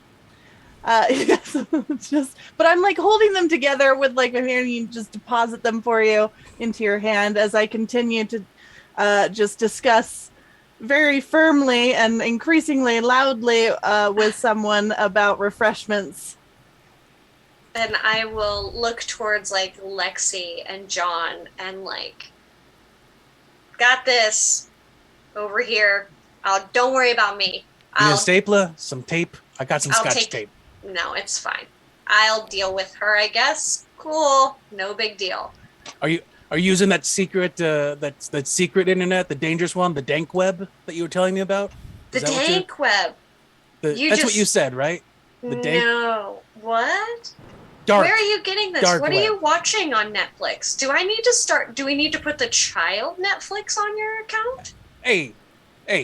I mean, if you want your parents to not have you come down to the church and help out with the community like they want, all right, and you want to stop our marathon nights of that, then be my guest. All right, now it's the dark web. And dark web. I said dank down. web. I'm sorry. Yeah. I'm gonna let you do your computer thing. I'm gonna go back here. Yeah, I appreciate you. Ami, I'm going to ask you to do another investigate roll because you were trying to look into some more information. And I am going to use my the power tags. I have. Yeah, this is part of your personality we've yet to really breach. Yes. But not Lexi. Ami is a computer whiz extraordinaire. And that's putting it lightly. Yeah. So I'm gonna go ahead and investigate. What power tags are you using? Oh, I don't know if it counted the power tags. I was going to use computers. Let's see if you did it right. No, it didn't. It didn't include the power on it. It's just clicking it, right? No, you're going to click the little check mark boxes next to the ones you want to do, and then pressing the investigate button. That's what I did. Oh, I did it again and it worked and I got worse. Well, we'll go with your 9. It's fine. Actually, it would have been a 10 because you would have used your power tag anyway. Which is a shame because I wanted you to roll lower. But it's fine. So you have power of 1. You get to ask me one question about what you're looking into. And I'll let you do one question for each. Okay. So... You said first you were looking into the security cameras. Correct. Can I watch the security cameras? Sure. You have to scroll through a lot because it's been a few weeks since the first incident. But you find the night that that they had been talking about, the incident that Sammy had mentioned. And perhaps you ask other people to kind of join you as you watch it or not, up to you. What you're going to see is basically what Cyrus said, that Martha Ellis and a young guy by himself, after the bar had been closed down for a little bit, he is sitting in a chair right up against the stage and seems enthralled by Martha Ellis, who is singing to him. You can't hear because the video doesn't have any audio, but you see that they spend a little bit of time there before someone bursts in from the side of the screen. You can't see who it is because the camera just happens to be like against the side of the stage, and so you see her react, and someone approaches Martha Ellis from the side of the stage wearing a dark hoodie, and he makes some kind of motions with his hands. He reaches out to her. She backs off, and then you see the guy that's down in the chair grab at his chest and collapse in his chair. Around that time, the two of them look down at him to see him collapse, and you see a moment later, Cyrus. You see them look out at Cyrus. The perp runs out of the room, and Cyrus runs up and finds the man before pulling out his cell phone and calling someone. And he runs out the door to try to catch the perp, which is where you end the camera, because it's just Martha and a dead person. She's crying on the stage. What was your question about mending the broken? So since all I was handed were 2 parts of a card, and I don't know necessarily what Celine has attempted to get out of this person, Mm-hmm. I would have definitely immediately tried to find a website or some sort of bio about that person, like on the internet. Mm-hmm. Like Psychology Today has a list of therapists, so I would have definitely been like, oh, let's see if I can find this person. And then attempted to see if they have like an electronic medical record system. I don't necessarily want to get into it. I just want to know what it is. So is this, I guess the question would be, is this person like kind of tech savvy, or is this just a run-of-the-mill write notes on paper sort of therapist? This is going to sound very strange, but I want you to trust me. I need you to roll face danger.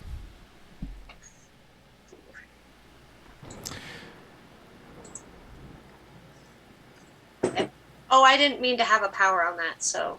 So actually, what I need you to do is, I need you to tick, let's see. I'm going to ask you to tick Spice Time Overload, which is a weakness tag of yours. So you can take, I believe it's, I'm not sure which one that is. That would be Attention, I think. But if you didn't have the plus, the 1 power, and you taking the -1 from your weakness tag, that would have been a 7, which is still not bad. Well, it wouldn't have changed much anyway because it's 7 through 9. When you use your abilities to avoid an incoming hit, endure harm, resist a malign influence, or hold it together, the MC will name a status with its tag and tier. Roll plus power. On a 10, you fend off the effect. On a 7 through 9, you take the status, but with -1 tier. On a miss, you take the full status. What I'm going to give you is a tier 2 status of found. No. Let's say a tier 2 status of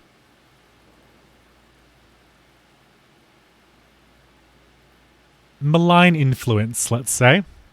You can add that to your character sheet in Roll20 as a tag with a tier of 2. And if you come into contact with this malign influence again, it'll be a negative to any of your rolls you do while trying to deal with it. You are looking for Mending the Broken for Dr. Selma Perrin. You find maybe one article, several pages in, even in your more secretive sites, you find a page or two about Dr. Selma Perrin graduating from school, and then maybe one instance of her setting up a shop, and then nothing. There's no information about Dr. Selma Perrin anywhere. Mending the Broken does not have a website, and even doing a reverse search on the phone number that you got. You can tell it's a cell phone number, but not much else.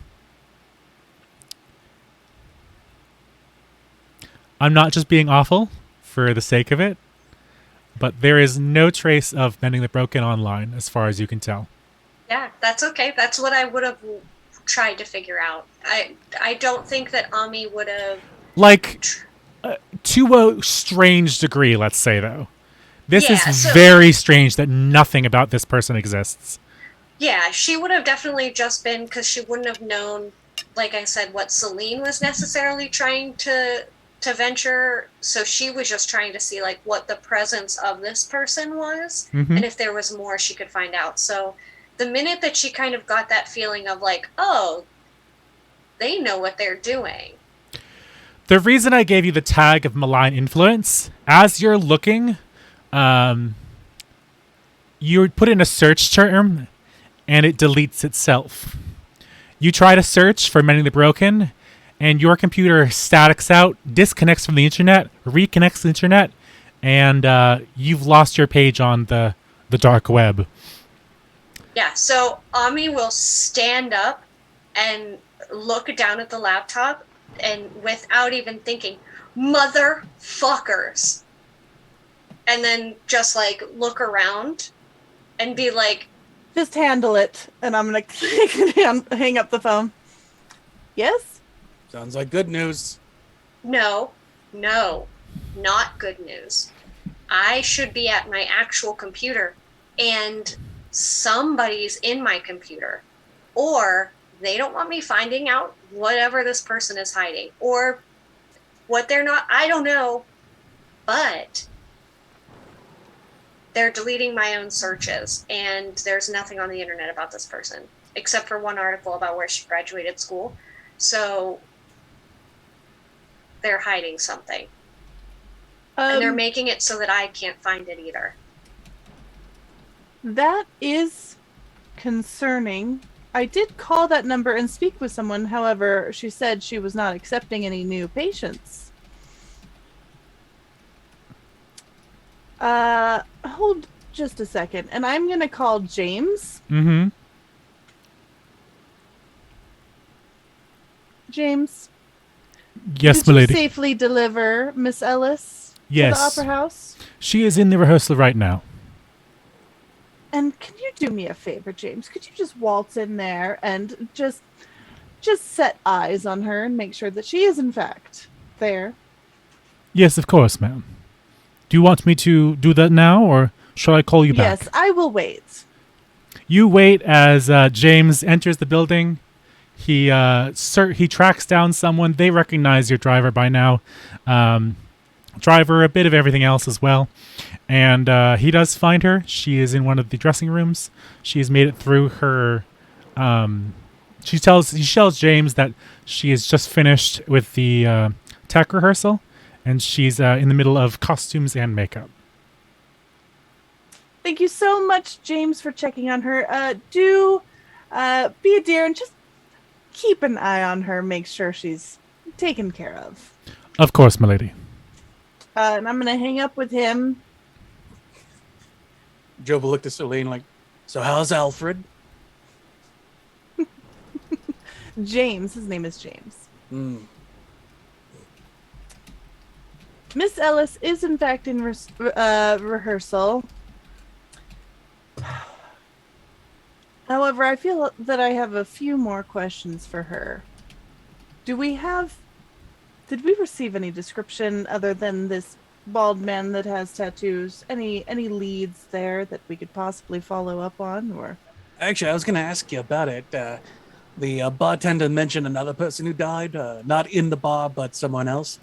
You happen to know a Tiffany Bancroft, supposedly wife to some kind of entrepreneur or something like that? I would say that you would know this name, Celine. You might recognize the Bancrofts as, again, particularly rich. They have their own building and their own penthouse suite, and he is a hedge fund manager. And she embarrasses herself at every holiday party that I throw. Well, that ain't gonna be an issue for going on. She's dead. Apparently something kind of similar. We got bodies stacking up left and right, and it can't just be a coincidence. Okay.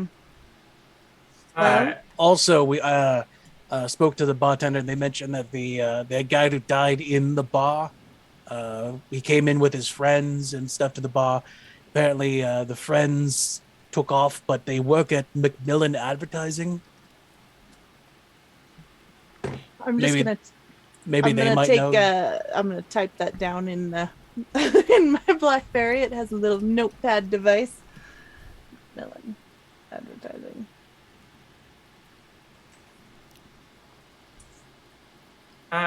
While this is all happening, I think Lexi's off in a corner, and she has gone ahead and called Detective Das.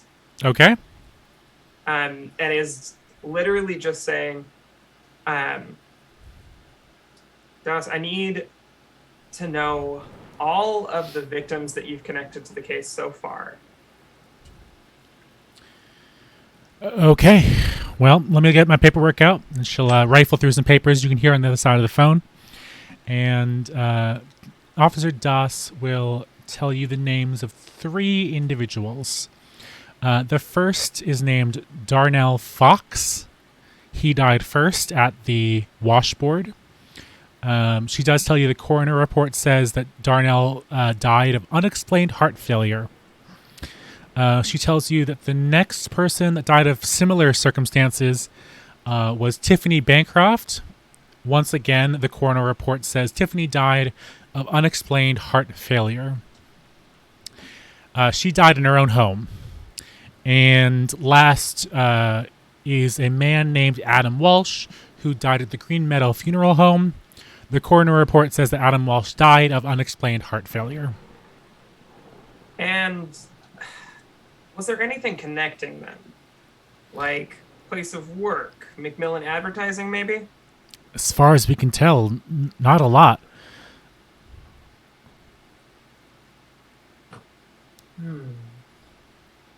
And Adam Walsh is the one who died at the funeral home? Yes. So the only connection between those two is that Martha was at both places. And so was the mysterious man. He was at all 3. And so... Why did you place the mysterious man at Tiffany Bancroft's home? That's because the GM forgot. So it's fine. I'll I'll twist the story the way it should be. We saw him on security cameras that night. He came in, got past the guards somehow, and we saw him exiting the building shortly afterward, but we didn't get there in time. They didn't think it was related to Tiffany Bancroft until much later when Mr. Bancroft came home. All right. Good to know. I may end up calling you back. I feel like we might be onto something. Okay, let me know. I'm technically using this as your montage moment, but that just gives you 3 clues anyway, so might as well. Cool. Was anyone else doing anything at the church before you departed? I think I'm at this point interested in speaking with Mr. Bancroft and then Miss Ellis. One more time. Sorry, I just saw Chrissy's things. My tinfoil conspiracy theories in our group chat. However, Celine would love to. Her goals right now are to speak with Mr. Bancroft and Miss Ellis. Okay. Are you splitting up the party, or do you want to go all together? I would prefer to at least take one other person with me. Cool. and I will look around. Should we attempt to split tasks, assign tasks that each of us could investigate, or shall we go around as our ragtag crew here? I think if we go right down the middle, two people go. Were we still going to the funeral home, Lexi? Is that what you wanted to do? That's what I was still planning to do. Unless there's a reason not to go now. I mean, I could go with you if you got some questions. They know me there. They usually show up with a few people every now and then, part of the business. Ami, maybe you could go with Celine, and if you can get your hands on the Tiffany's phone, maybe you can find out some information that way. You're good at that kind of stuff. Phones are like computers for you too, right? Yeah, something like that. Small computers, you said. Yeah, tiny, small computers. You showed me some of the YouTubes on yours, so. Yeah, some of the YouTubes. And Good. She's just literally shoving her stuff into her laptop bag, and just laughing and giggling to herself. So maybe you and Selena could go, and then Lexi and I could hit up the funeral home, and we meet back in time back here or wherever. Well, I mean, I can call you, but that means, Lexi, you're going to have to actually answer your cell phone. Call me. I don't trust that you don't answer it when I call. I end up having to call the landline at the bar. And she takes it out. She turns the volume all the way up on the side, puts it back in. Great. This is good. And she will kind of just continue to chuckle, and Celine, I guess I'm heading out with you. Yes, Miss Ortelia. Are we taking a cab, or would you like me to call one of my cars? Oh, we have mine. Yes. We'll go grab mine. I'll drive. Very good. I would just like to say that I'm going to agree with this, but also your car has been in 3 separate places over this episode. It has been It's a magic card. It is. The car has been at the Gala that you didn't take to get anywhere else. It has been at your own home, which magically appeared back there. It is now at the church. No, so I feel like with your myth, this kind of works. to be fair, or at least to be on it, she definitely didn't take it to the Gala. She would have totally drove with her parents. Okay. But she just keeps trying to get back to something that's comfortable to her. So she's like, no, we can take mine. We don't have to keep calling these very fancy cars. It's not necessary. We don't have to draw attention to ourselves. We can do this very discreetly, rather than. So if we would have went back to her place, she probably would have picked it up at that point and then went to the church. Okay, that sounds fine to me. So from what I heard, Job and Lexi, you were heading towards the funeral parlor, and Ami and Celine, you were heading towards the Bancroft penthouse. You can always call me on my phone if Lexi doesn't pick up. I made sure it was charged today, I swear. Yeah. No, Job, I trust you. This was kind of just we're trying to get Lexi to just answer the cell phone. I'm gonna answer the cell phone. Watch your mouth, Sparky. I'll come after you.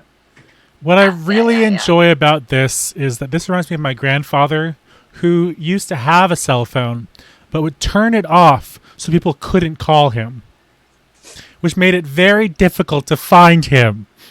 But it's fine. Oh, I want to assure you, at the earliest possible opportunity, have my phone go off at a bad time, or just give me a reason to turn it off. We're good. We're leaning in. Will do. Write something down. I'm gonna have to rewatch this entire episode. Just pick up all the fun things I can do to mess with y'all. Anywho,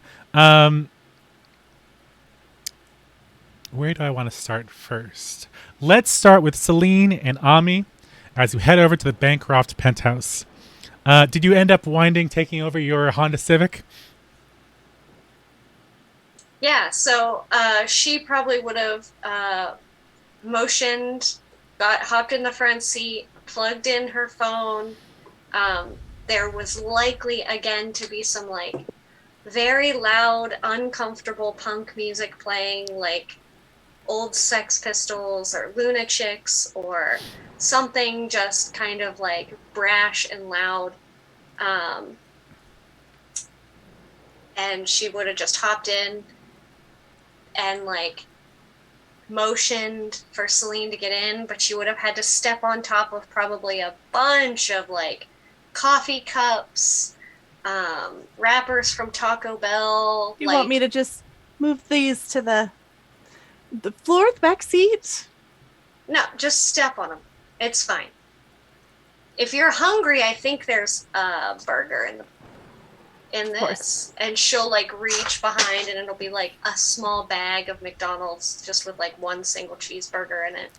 I'm so tempted to give Celine like a tier 1 tag disgusted. Listen, Celine owns Emily Post's book on etiquette, okay? You will not hear a peep from me about this car. I love that reference. Anywho, you speed on over. Something tells me that Ami might be a bit of a fast driver. And you arrive at the building below the Bancroft penthouse.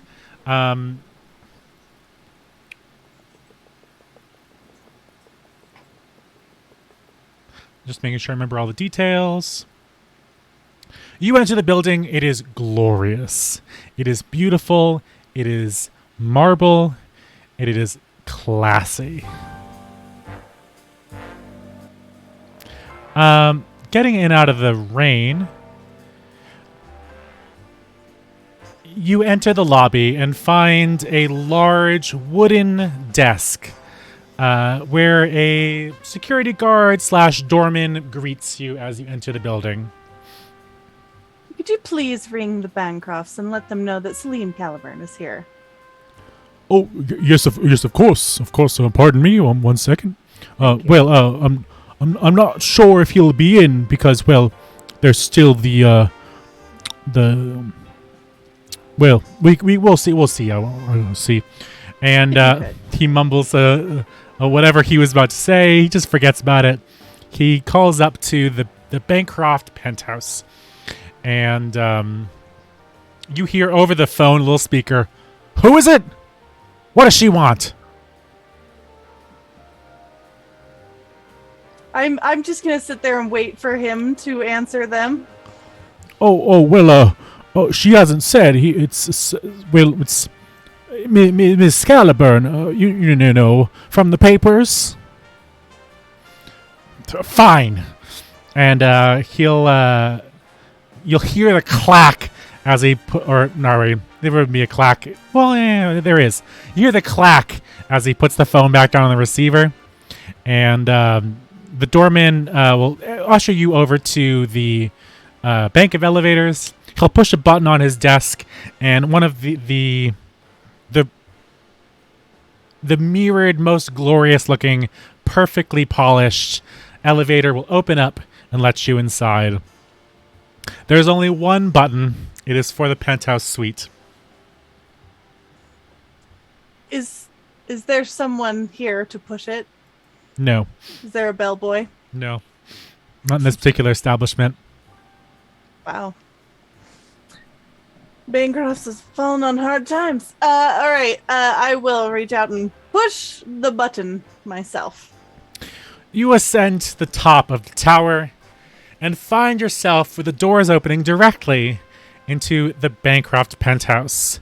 Meticulously furnished with the best and trendiest interior design that money can buy, every corner in the Bancroft penthouse is a demonstration of wealth and power. Stepping inside on the reflective marble floor, you realize it's all just a lead up to the grand finale. A panoramic view of city rooftops surrounding the condo. Breathtaking, but boy, does it feel empty. I will take off my trench coat and go to hold it out. And seeing that no one is coming up, I again will just fold it over my arm.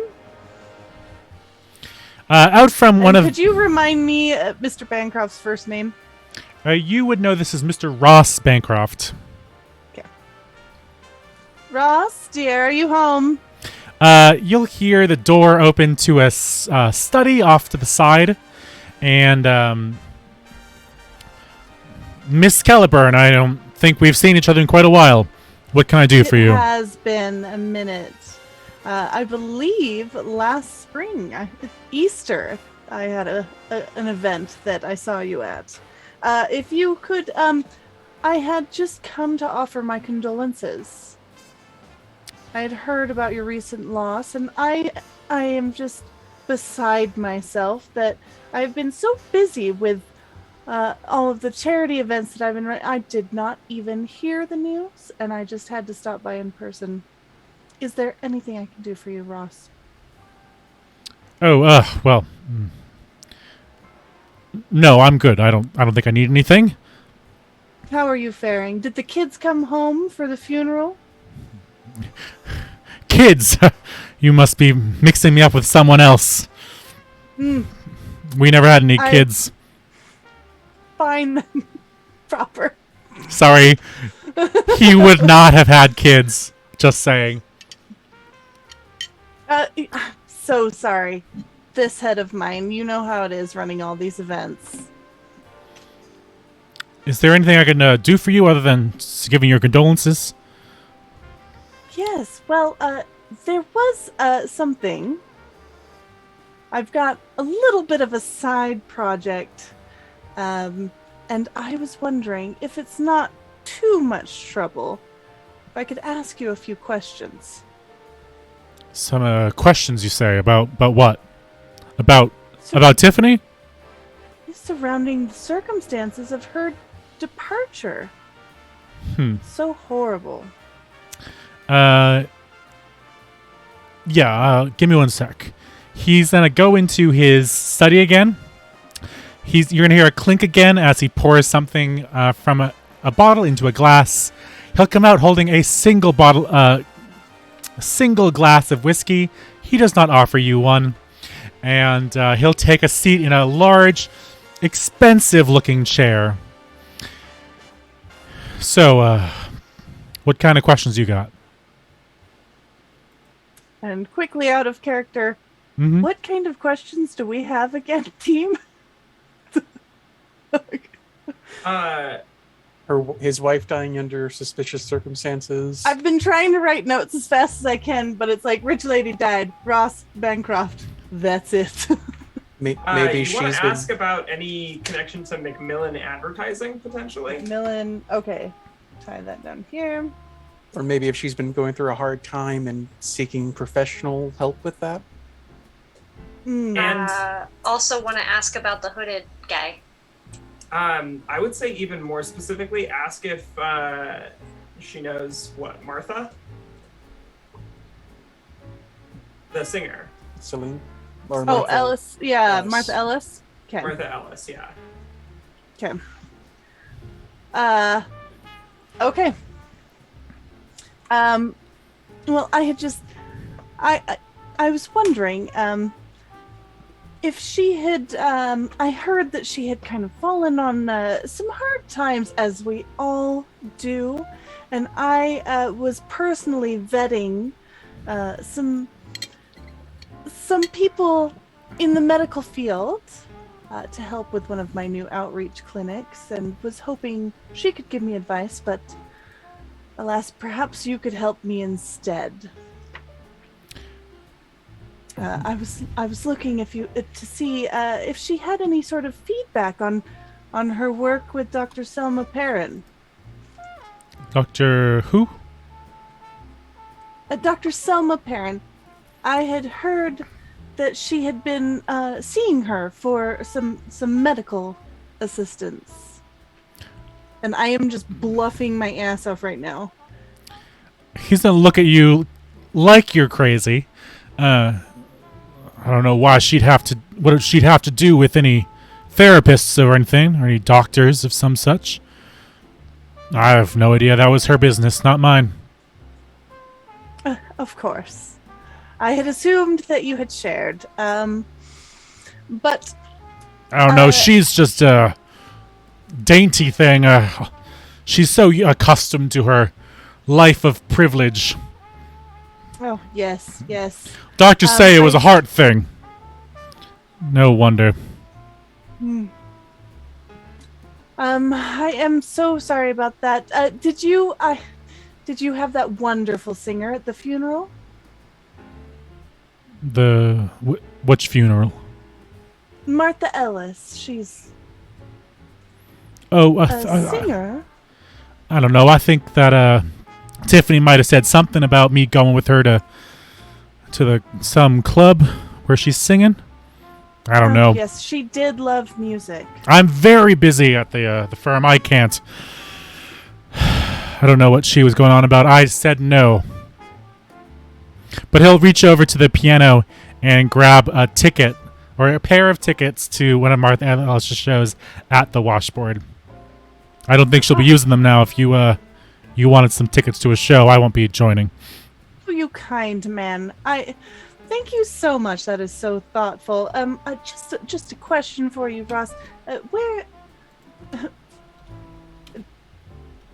Where's your help? My help? Yes. I forget their name. I am so sorry. Your man. My secretary probably still at the office. His name is Jake. Do the Bancrofts not have someone that sees to the door or the house management? Probably not, no. Damn it. They're not old They money. always know what's going on. Sorry. No, it's okay. You see, I have some work to do. Her possessions are still in her bedroom. If you want to take a look around, you can go for it. But I've got some things I gotta finish up before the night is over. Of course, you go on. But I am just going to stand up with Ami and then just kind of walk through this empty penthouse towards Tiffany's room, which I assume is very clearly separate from Ross's room. Very clearly separate. It is decked with delicate and soft fabrics. It's in lovely shades. It has all of the most elegant and luxurious I almost said scenery. Wow. Most elegant and luxurious furniture and whatnot. A very large bed. What are you looking for? Well, once we get in there, I'm just going to look at Ami and just... Well, that was possibly not the most helpful conversation, but perhaps we could find something in here. Also, we now have tickets, so that is a plus. You did great. Sorry they didn't have any help, you know? Oh, don't think poorly of me. It's just usually, if someone were to ever get to James, my entire secrets would be out, just spilled to the world. So I was hoping that Tiffany had someone like that with her. Well, But apparently not. So to aid in your investigation, but other than just the expensive furniture, you notice that this room has a very new-looking phone set on the the nightstand next to the bed, a very expensive computer that looks barely touched, and great big windows that lead out to a what's it called? A fire escape down to the ground. So Ami would definitely sit down in front of the computer and probably grab the phone, but as she's walking over there, she's gonna kind of like chuckle and, Celine, for these new money folks, better off checking with the manicurist or, hair salon or something. They're not like our families. They don't need help necessarily. And They do seem very caught up with appearance. Yes. Yeah, and she's gonna like sit down and start trying to see kind of what is on her computer and her phone.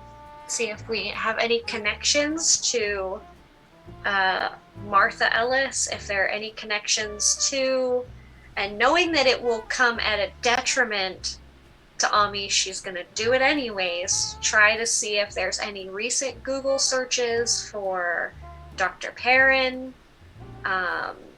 If there's any like hidden sort of files or like a hidden Zoom account that she's not telling the hubs about, things like that she's just kind of like, she's trying to see if there's that app on your phone that you can text people through and it doesn't save the messages. She's like looking for that sort of stuff.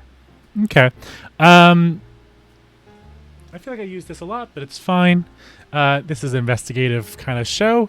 I'm asking you to investigate just to see how many clues you can find here. Let me know what tags you're using as well. And I'll check in on your character sheet. Yeah. So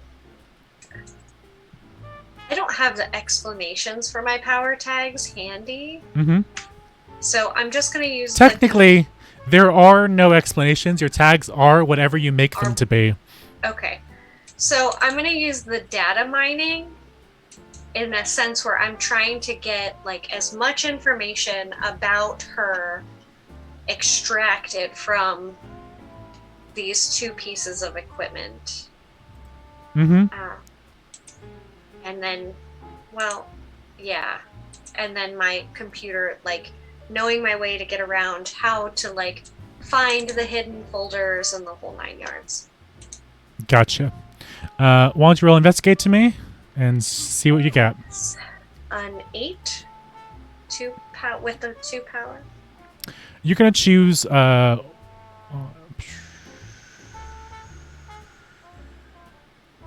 on, let me double check one thing. Yes, on a 7 and 9, you're going to need to choose one of the effects that you get for not getting a full success. Your investigation exposes you to danger. Clues you get are fuzzy, incomplete, or part true, part false. Or whoever or whatever is asking the questions can ask you one question as well.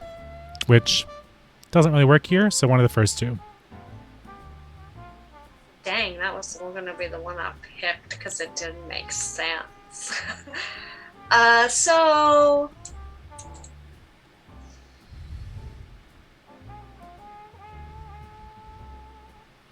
Danger or incomplete?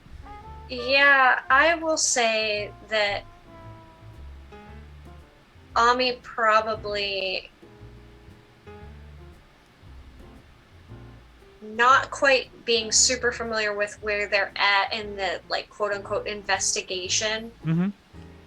Would probably go for the clues you get are fuzzy, partial, or incomplete rather than dangerous because she does not want to push it too far yet. So, what the information you can find, you're going to have to ask me 2 questions about what you're looking for specifically. They can be any question you like.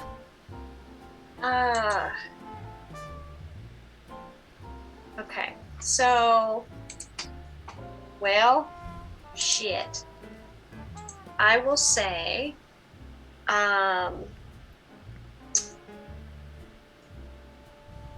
is there any direct, like, am I noticing any direct connections between Tiffany and Martha outside of just her being a fan of the show?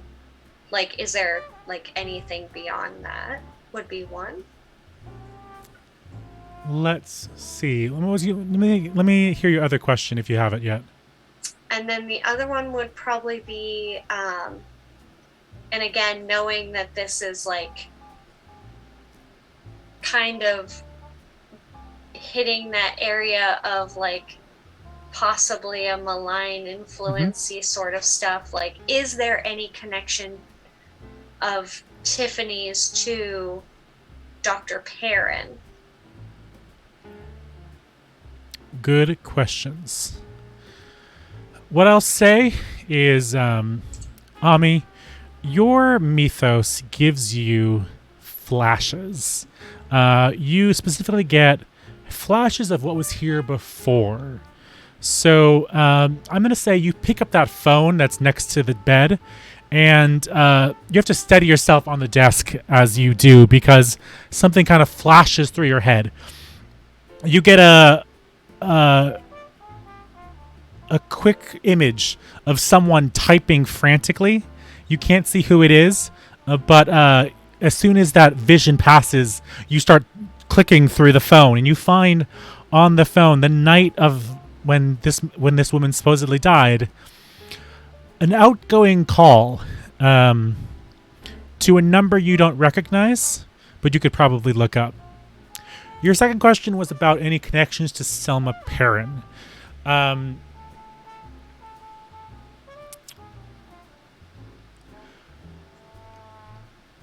So this is going to get close to that malign influence, but I'm going to give it to you because it's interesting.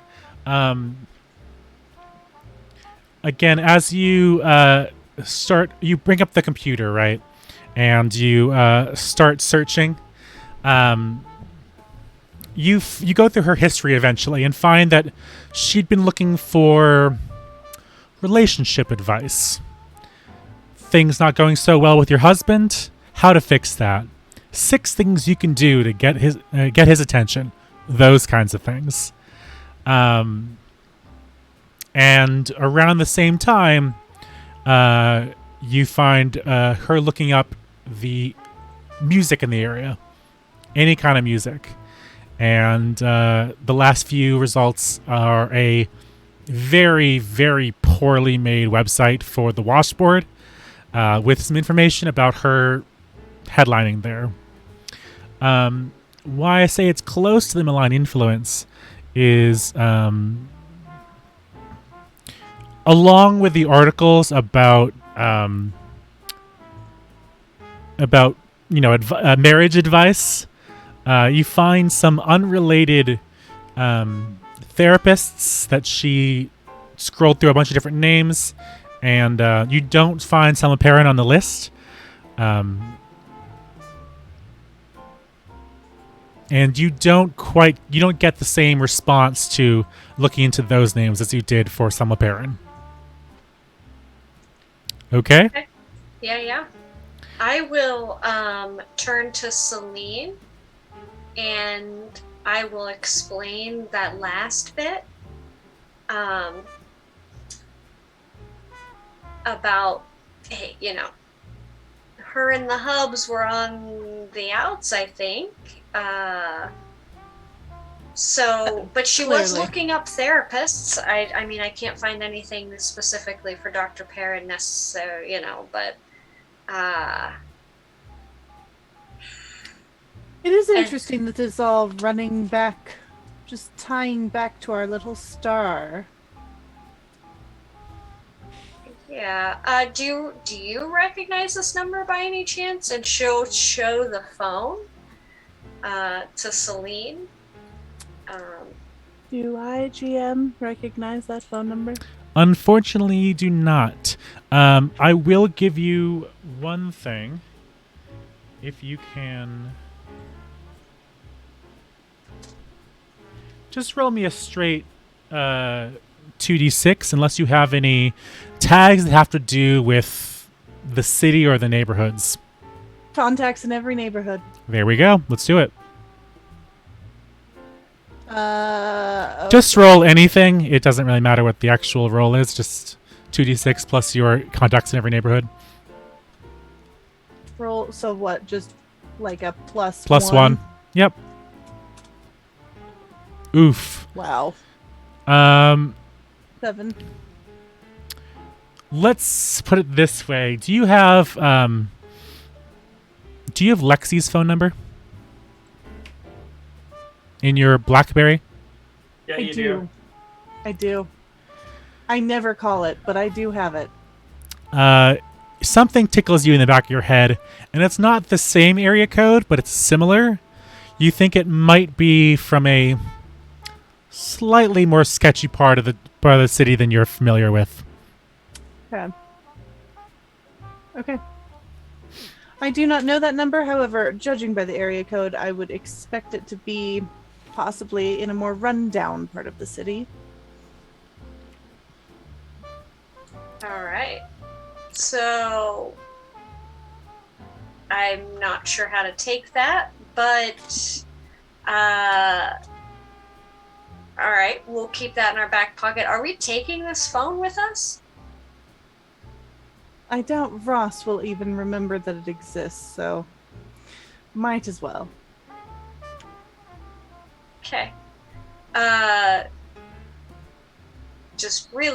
Just quickly though, I'm just gonna do a thing real quick, and she's going to kind of take out the laptop she's been begrudgingly dragging around in a laptop bag and upload all of the information from the phone onto her hard drive. Okay. So that just in case we can still have all the information. Are you hacking the phone? It's weird to hear you say that, Celine. It really is. I'm just making sure we have copies of everything. Not quite hacking. But that was a sentence. It's such a clever skill to have. I mean, yours is pretty clever too. With that, we're not done with this scene quite yet, but we're going to switch over to our other two players. We have Father John and Lexi heading towards the Green Meadow Funeral Home.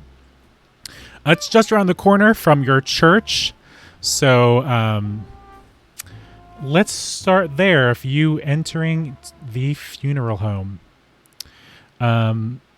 there is an office in the funeral home where someone would be willing to take your call if you were to enter.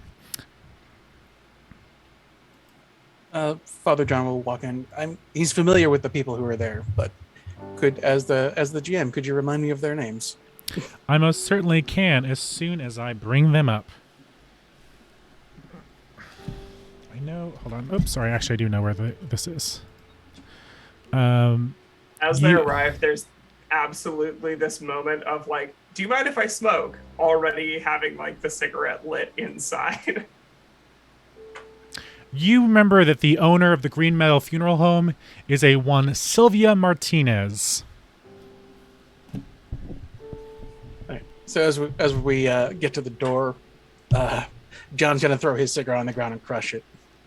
He's like, normally their clientele don't worry so much about the secondhand smoke, but I know Sylvia's got the asthma, so I try to be conscientious, you know? And Lexi will put it out on the door frame. Yeah, he's a good kid. All right, I'll push open the door. Was it Sylvia you said? Her name is Sylvia, correct. Oh, hello, Father. Welcome Sylvia. in. We don't have any funerals today. Could I help you with something? Actually, yeah, this is it's kind of in a similar vein to that. I heard something about there was an accident or an incident that happened recently. Oh, with a gentleman. You heard about that? Yeah, you know how the community gets when word gets around. Oh, okay. Sure, I could talk to you about that. Let me see if Allison is here. She was here when the event happened. Oh, thanks. And so you see that Sylvia walks out into the hallway and finds someone who's been preparing for the next funeral or wake. A young girl. She walks in. She's maybe in her early 20s, and she sits down with you and Sylvia in the front office. And so, what did you want to talk about? Did one of your parishioners mention it in some way, or? Yeah, they just said that there was an incident that happened. I'm just checking to see if you folks are all right. I know you usually deal with the deal with the end result and not the beginning of such things. If you catch my drift. It was truly tragic. Edith is actually in the other room, working on his body right now. I think their service is set for tomorrow. I don't normally. I mean, normally they're dead by the time they get here, and I'm not used to someone. I mean, obviously people will faint or feel sick or whatnot, but this was a lot for everyone. Yeah, and I wanted to check on you folks and see how you're handling things. And we got a good rapport going, and I just want to make sure you all are all right. Oh, forgive me. This is my friend Lexi.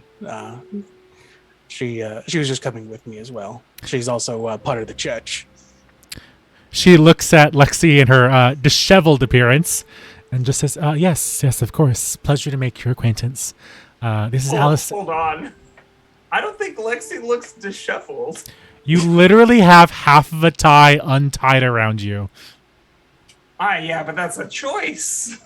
It's not very church-like. Nice suit. It's called fashion, honey. Anyway. Get out of here, don't worry. She only gives you a half moment's look. Anyway, she would do the same thing for Ami as well, I'm sure. So she introduces herself to you as Sylvia, and Allison gives you a little wave. And Sylvia says, "Oh, this is Allison Dell. She was an attendant at the service the other day. I was doing some business during the event, and I wasn't there the entire time, but I was certainly there once the paramedics arrived. Truly tragic, obviously. What do you want to know? It was a pretty traditional service. We had a lovely singer in, and who was singing? A young woman named Martha Ellis. I found her, and I decided that she would make an excellent addition to some of our services." And so you were the one who reached out to her? I hired her, yes. I saw that she was looking for some more gigs, and I thought that she had the most gorgeous voice. So I decided I would look into hiring a singer for more events. It's a shame that it didn't go so well, but I'm sure we'll find another one.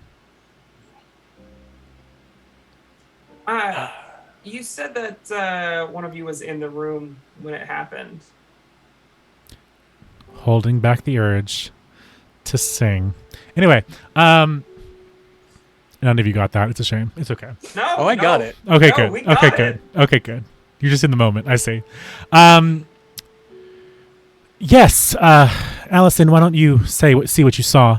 And Allison will look up you nervously and just say, "Yeah, it was going pretty normal, and they'd all given their remarks, and she started to sing, and it looked like the Mr. Walsh, I believe his name was. It looked like he was enjoying the music, and that's when someone burst in to the funeral room. I didn't. He was a young white guy, tattoos and a black hoodie, totally bald, and he pointed at the singer, Miss Ellis, and that's when she screamed, and she yelled something. She yelled, "It's the killer," I believe, and well, after that, the crowd turned, and someone tried to hold him back, and he pushed against the crowd for a moment before fleeing. I do think someone tried to hit him, but he still got away, and it was a while before we were able to call the police. But at the time I was taking care of Miss Ellis, I found that Mr. Walsh had slumped over in his seat, and well, it was a while before the police arrived, and so by then he had passed. We don't really know what happened. He wasn't the one in the altercation with the man who came in? No, just one of the observers, but I think he collapsed right around the same time that the man had entered the room. I don't know what happened, really.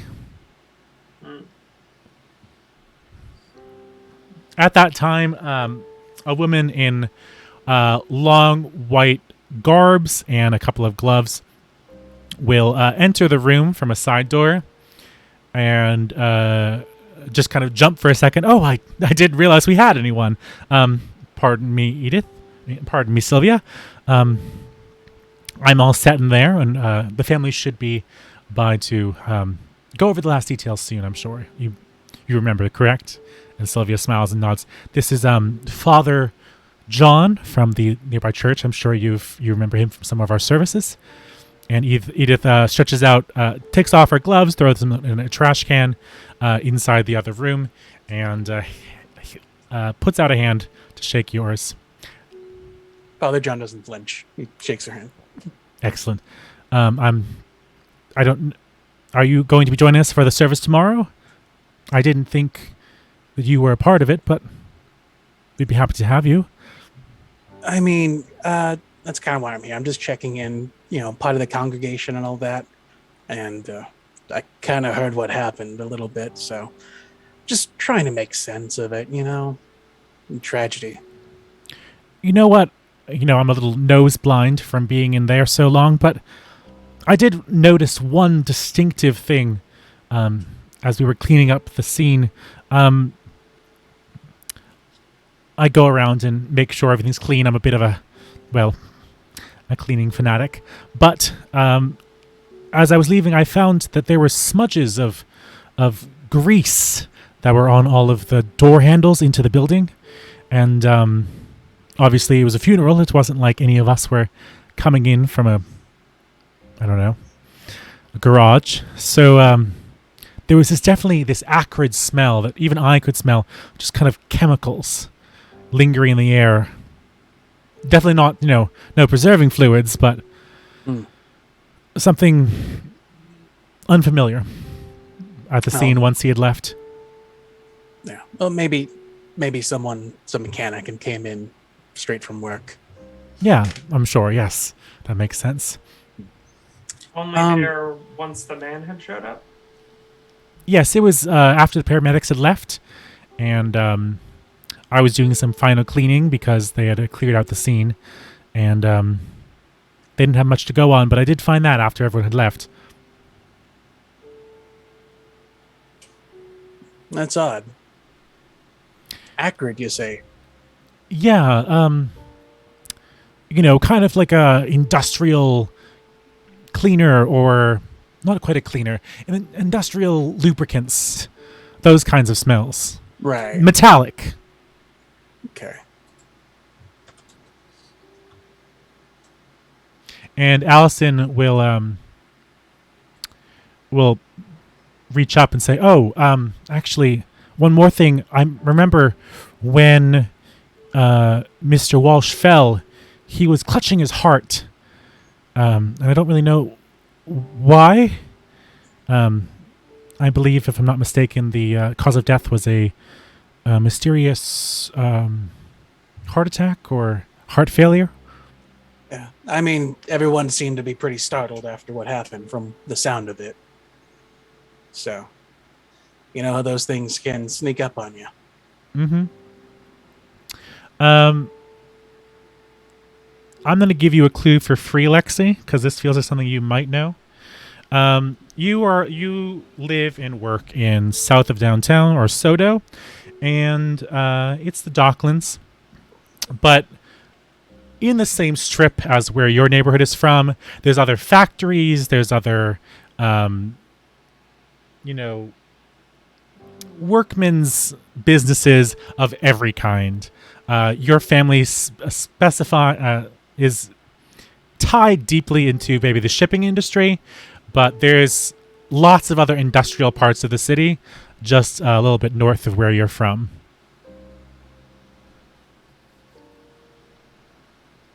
Okay.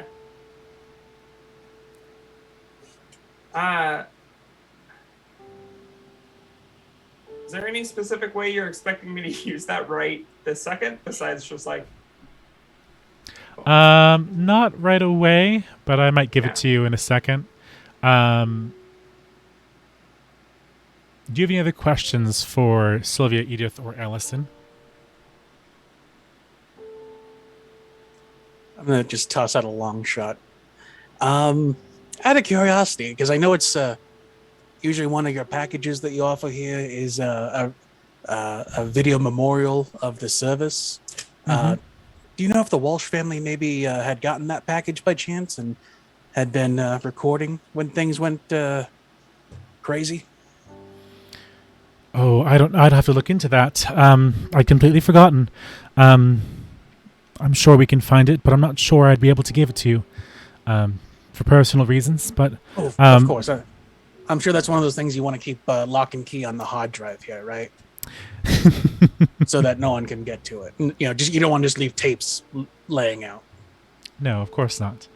I don't know. I think Mr. Walsh was completely distraught, understandably. So he'd lost his wife a few years past, and losing his son like that suddenly was heartbreaking, let's just say.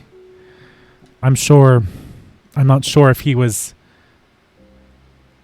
likely to have done that. Let me check my records, and she'll go through her records and see if there's a receipt.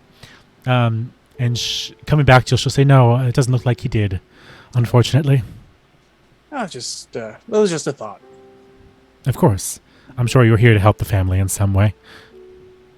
Yeah, any kind of comfort we could offer. Anything else you can think of, Lexi, that we might need to do? Or check in with? No. Okay. Well, I will say, Sylvia, Allison, if you two need to talk, like I said, harrowing experience, definitely something of this caliber, not exactly used to. You know where to find me, and hopefully it'll help you find some peace, and especially with the fact that you're having to continue on with this. So just know you're not alone. Of course. Thank you. All right. Well, we should get out of your hair. You have a lovely night. Stay out of the rain. Stay dry out there. Of course. And you have a rest of your day. Now, just to clarify, I'm not being obtuse. You did find all the clues there, so you're not too behind. However, the reason I gave you that clue, Lexi, is that you've opened up a new location if you wanted to investigate. Yeah. Yeah, I think I probably would.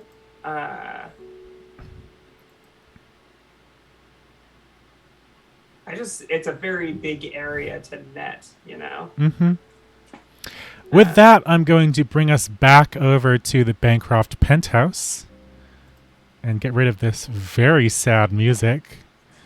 If I remember where we go. There we go.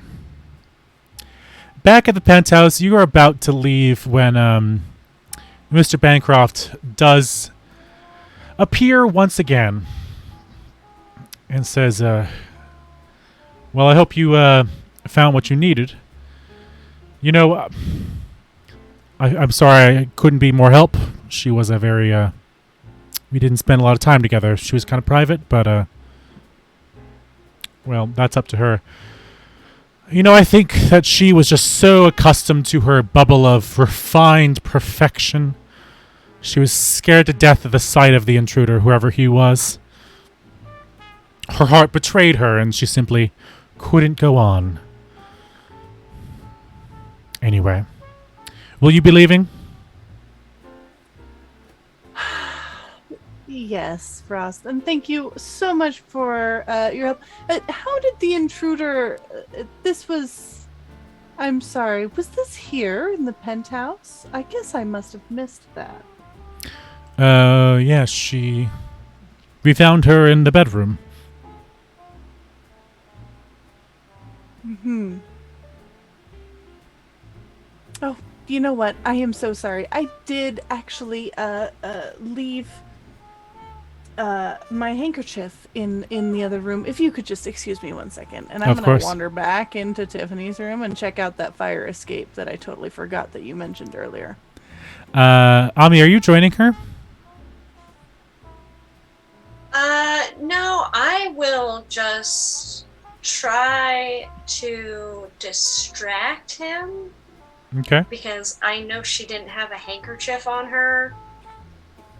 So, like, just being able to pick up, like, her being like, oh, there's a handkerchief. And I'm like, what the fuck? No, okay, you're being weird. And, like, I'm just gonna stand in front of one of his very nice antiques and inspect it / like, pick it up, look at it, make him otherwise pretty nervous to let me out of his sight.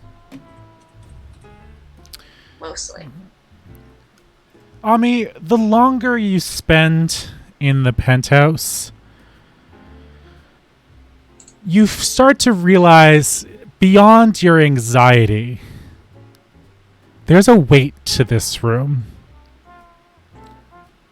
Oppressively so. Celine, you go into the bedroom and find yourself investigating the fire escape. You quietly open the window as best you can and peer out into the night sky. It is still raining. All right. Can I see any sort of markings that look like it was a forced entry into the window, or scratches, or anything like that, or anything on the actual fire escape itself? Okay. You don't see what it looks like a forced entry, but you can tell even with the rain, you can tell someone's been here because the rust on the metal of the the rust on the metal of the fire escape has been chipped away in places where it looks like someone has slammed down onto it and ran down the steps. You can probably deduce this is where he left from, but depending on if Lexi gave you an information, you would have known that he got by the security guards to get up to the penthouse. Why you have a bellhop? Yeah, so listen, I don't want to become one note here, but could I potentially try and search around this room to see if my former acquaintance Tiffany had a secret hiding spot in this room as well? A secret hiding spot. Hold on. I need to look at the case one more time real quick.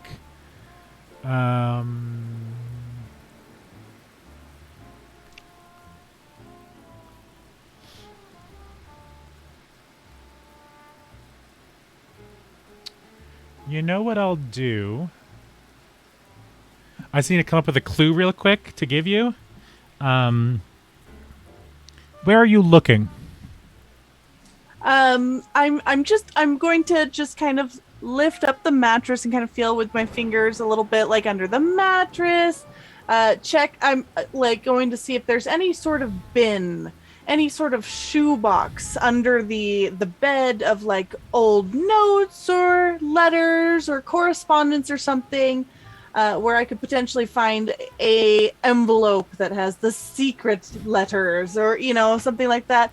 Up behind the blanket in the closet, all the typical little spots. Okay.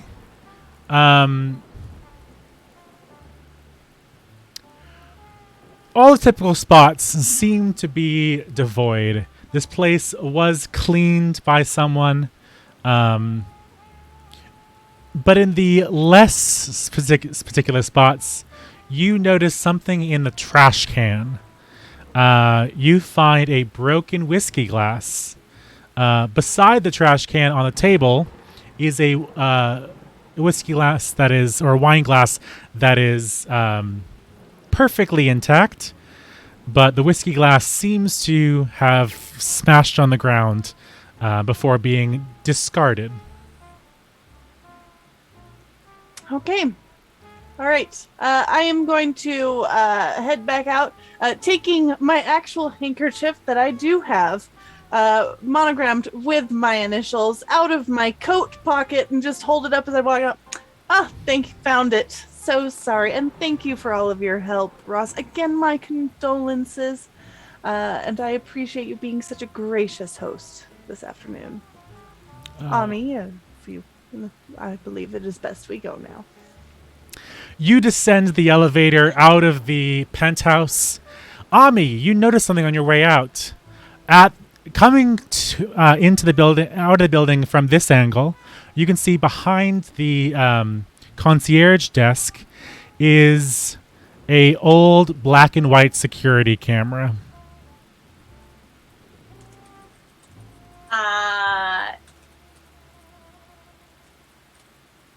Hang on.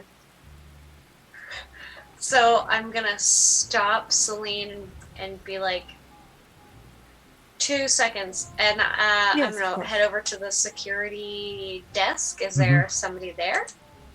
Yes, let's say he is there. Can I help you? Hi. How are you? Doing well. Just a cold, chilly day, of course. Good. So, all right, I'm just gonna be frank with you here. How much money will it take for you to let me onto that security camera? And I'm going to very dramatically smile. Oh, I don't know if I should do that, ma'am. No, really. What's the cost? Everybody has a cost. What do you need?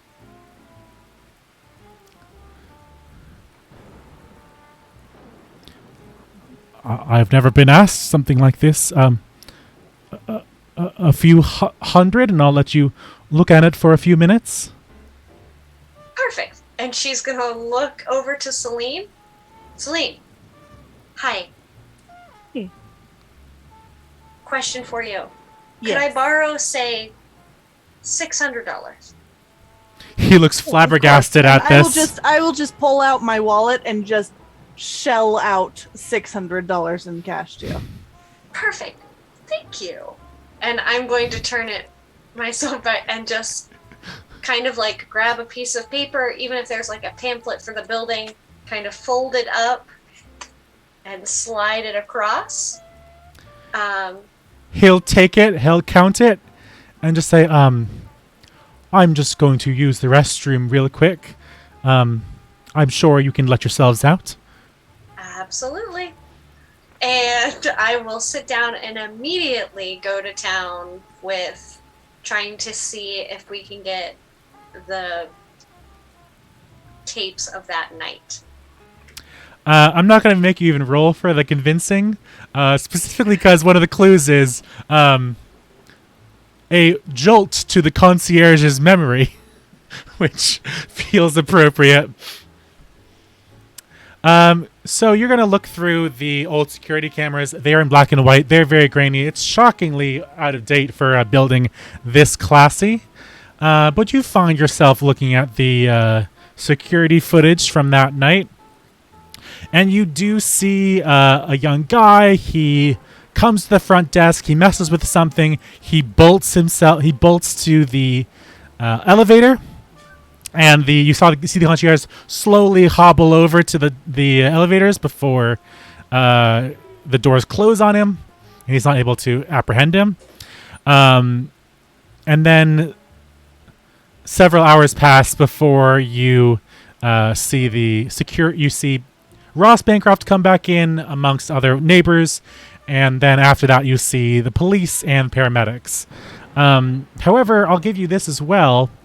You scroll back through to make sure you didn't miss anything and actually overshoot, and find yourself watching as a Miss Martha Ellis arrives in a dark coat held up close to her face. She approaches the concierge and he directs her. And she walks out of sight towards the elevators and up to the penthouse.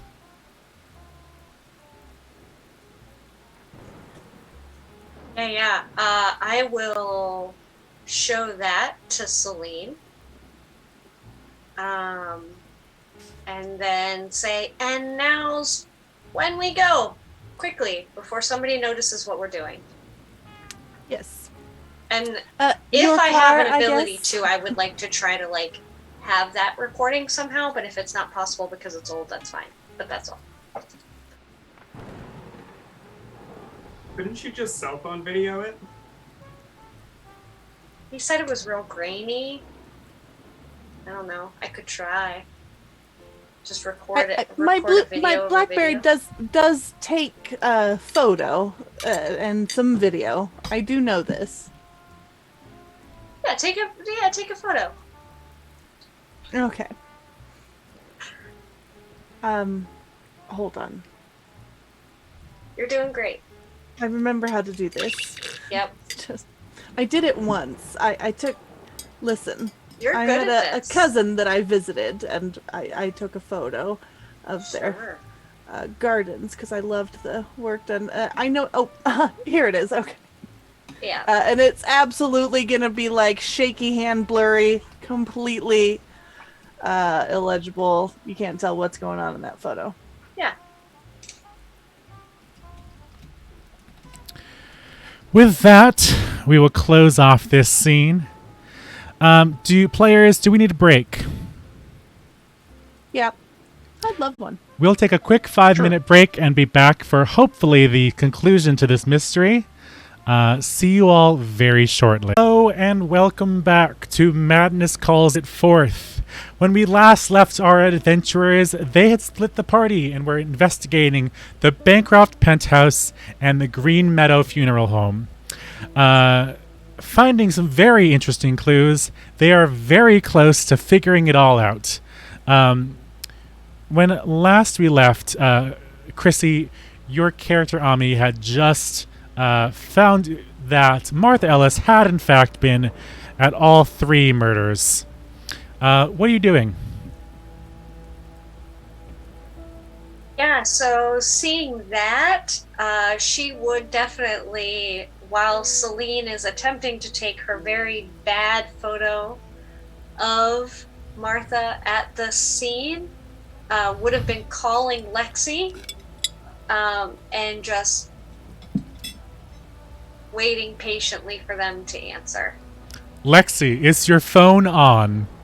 My phone's on. We're walking in the rain, so it's a little bit loud, especially on the crappy Nokia. But you can hear me. Yeah, so, Lexi, Martha's definitely been at all the murder scenes. We're gonna meet you wherever you're at. Do a little bit of maybe a debrief and finish up a few things. And then I think Celine wants to have a few words with her. Yeah, we think we might have a lead on the guy involved. If Martha being at all 3 does change things, but there was some grease at the scene at the funeral home, and sounds like he might be in the industrial district. We might be able to flesh that pipsqueak out and have a little bit of, forewarned, forearmed. Sure. I will head that direction, and hopefully you have an extra pair of gloves for Celine. And give Celine a hard time about the car, okay? Absolutely. Good. I'll see you here. See you soon. So I guess I hail down a cab then? Pardon? I guess I'm getting a cab? We're getting a cab? It's not far. And Lexi will open this like really big umbrella again for the two of them. And so the four of you head your separate ways into the industrial district. Ami, you speed along the dark and, frankly, I don't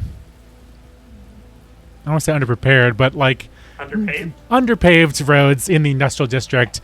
A lifetime of very heavy trucks has left this part of town a bit worse for wear. And so you eventually see Job and you see Lexi walking down the street. You pick the pair of them up and you continue down into the industrial district. Lexi, you're kind of just working off memory here and a little bit of gut, but at a certain point you notice something that reaches out to you. You feel a shift. Maybe it's something in your instincts, maybe it's part of your mythos, but you notice a sign for Harrington Welding and Fabrication. It's a auto body shop in the industrial district with large garage doors and quite a lot of dust on the windows.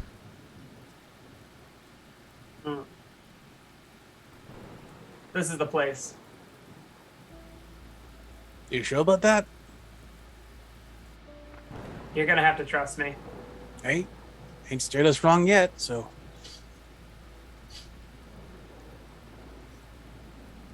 Ami, I think we're parking here. Sorry, I was writing a note. Chrissy, the player, was jotting a note.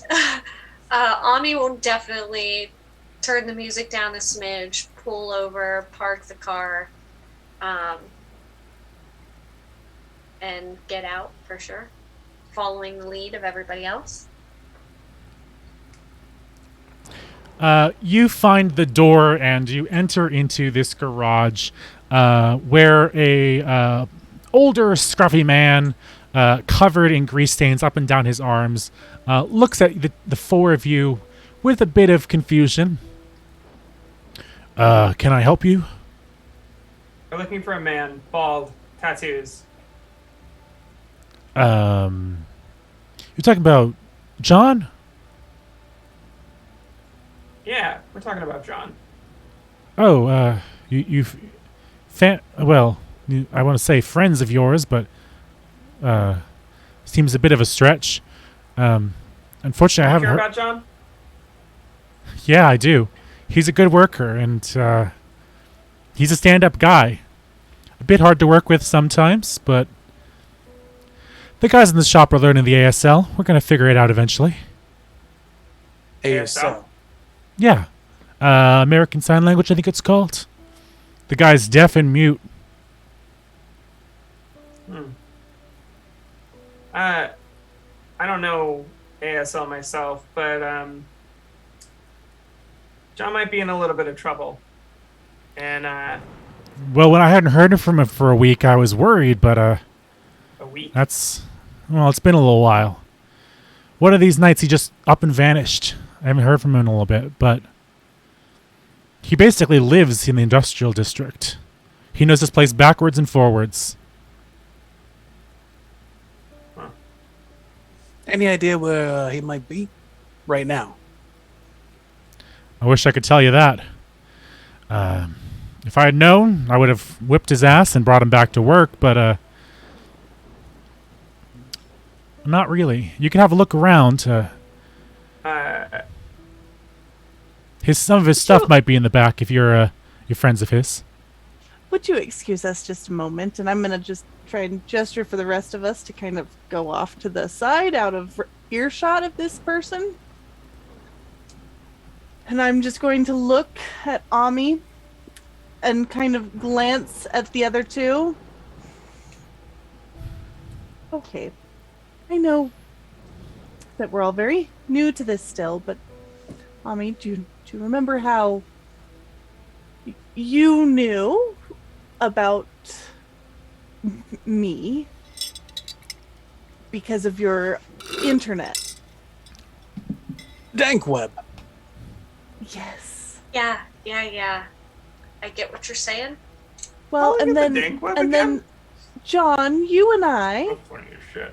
we discovered each other, and I'm just saying, what if there's more? What if this young Miss Ellis is doing something with her voice, shattering all these glasses and possibly causing some heart attacks? That whole, the opera singer can shatter the wine glass, but perhaps not only is it dangerous for whiskey glasses, but hearts. And this young tattooed man is immune because of his hearing loss. So it's her, not him, that this is. This Whatever is my this is. theory. Yeah, I mean, and if that's the case, you're gonna want to call your help or whatever it was that you called James, them yes. earlier. Oh, James, I should warn him. And I mean, the rest of the gala. Yes, in No. fact, Lexi is going to turn around at this point and ask 2 quick questions of the garage owner. What's John's last name? John Novak? Novak. Yeah. Okay. And have you got any, hardcore hearing protection? We have a few, therefore our men, though. You sure? Yep.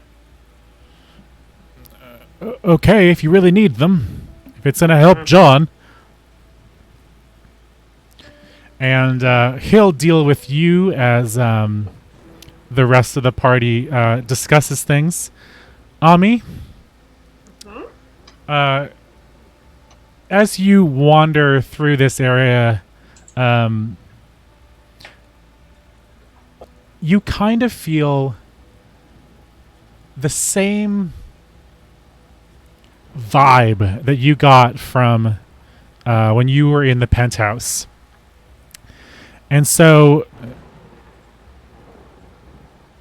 it's not quite the same, but you feel like you're walking through a mist. That there's something here that's hiding. You place your hand on one of the cars that's being worked on, and you get a flash. Something vividly cuts in and out in your head. First it's static, and then you see an image of someone. He's pulling away a metal sheeting somewhere on the side of the building and crawling through and then closing it in behind him. And as soon as you see this, you're suddenly back looking at just a car.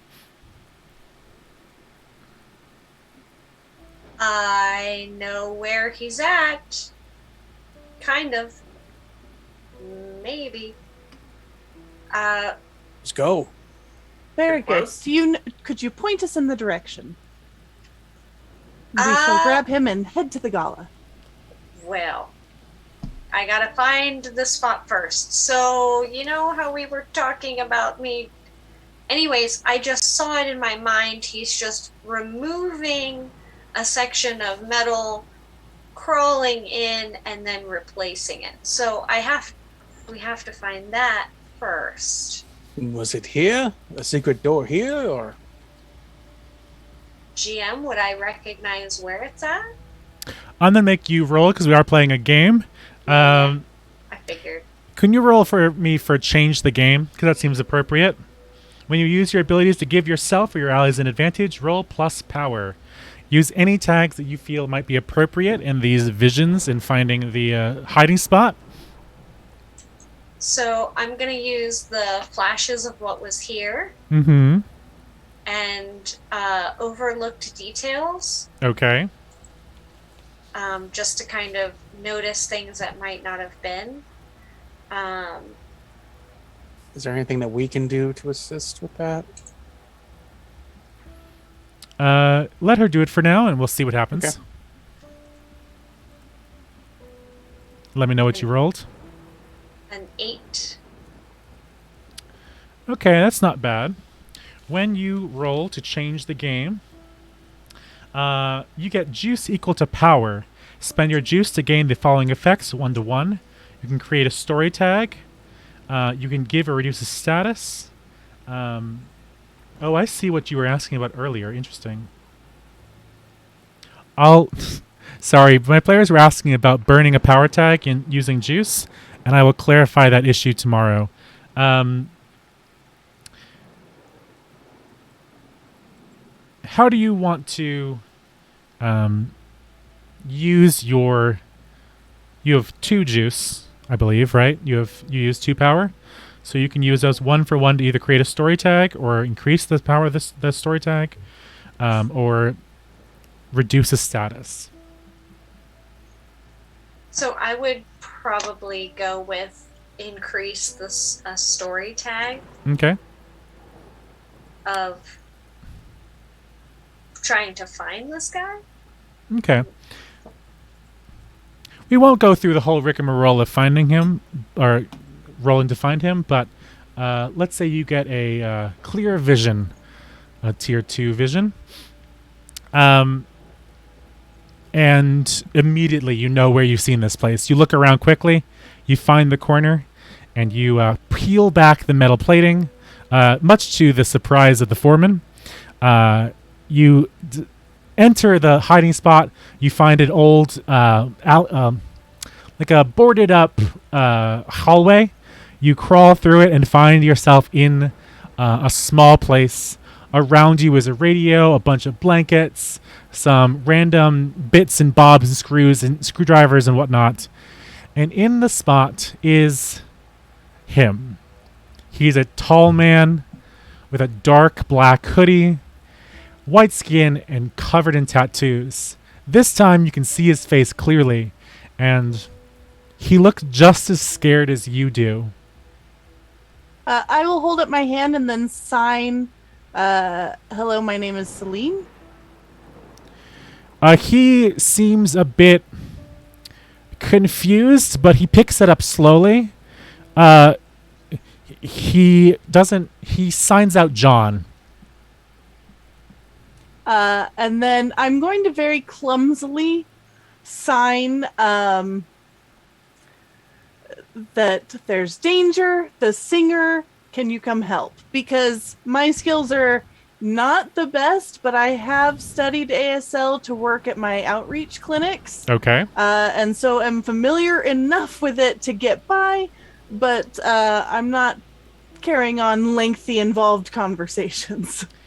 You struggle for a bit to get something across. You definitely know danger or help, and you get through what you can. He looks very confused at you for a bit, and he recognizes a couple of your signs. It almost seems like... Well, it doesn't matter. But he looks at you and eventually figures out what you're trying to say, and he comes a little closer to you. Ami, you were there first because you found his hiding spot, and you get that same static in the back of your head. Something flickering. Some kind of... You get almost a headache, but it doesn't hurt. And you kind of instinctively reach out to him. And he instinctively reaches out to you. And the two of you connect in a way that you are both surprised by. You both see images. One of them that stands out to you is a article that you've seen before about a group of people who had all fallen apart at one of Martha Ellis's shows. You see Martha Ellis entering the building of the Bancroft penthouse. And lastly, you see another newspaper article sitting on the ground, and it is murderer at the Gala. And then with that, he backs up and disconnects from you and blinks a few times, unsure of what just happened, and looks deeply at you as if finally realizing why you're there.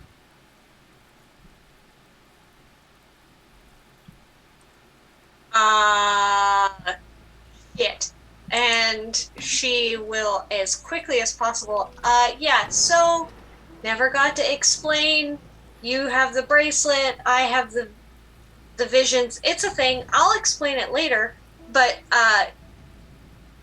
if we don't get back to the Gala pretty quickly, future headline, cross the papers, all over the news, murderer at the Gala. Let's not let that happen. I don't know that. Do we have to kill him? No. Well, hopefully not, because I think he's kind of helpful. I don't know. I'm snowballing here because I'm getting nervous. That is very violent approach. Well, I mean, yes. Also, think of the mess. If we had to kill this man, then we would also have to take care of the garage owner. These sorts of things continue on like a chain. It's bad to start in the first place. There's multiple ways to solve problems. Do you see who we're with? If we need to get rid of a body, we can get rid of a body. He can't hear us anyways. He knows that he's different like I'm different, and like you guys are different. When I know the rest of you are. Father John says we aren't killing anybody, Lexi walks in and is carrying a piece of rebar that she's clearly found outside and hefting it. I'm gonna look to John. Hey, buddy. Can you try this instead? Can you read lips? I'm gonna hand you my phone. I'll text it. He looks down at the phone and isn't sure what to do with it. And he looks at the two of you trying to speak to him, and he doesn't understand it, but he sees the rebar and backs the heck up. I'm like, hey, okay. Everyone take a breath. We're not going to do anything violent. He's not attacking us. We ain't attacking him. I wasn't going to attack him. We got to go. Yeah, what time is it? I look at my watch. How many hours till curtain, BM? I've been trying to figure out how long it's been. It was 9 hours when we left the opera house.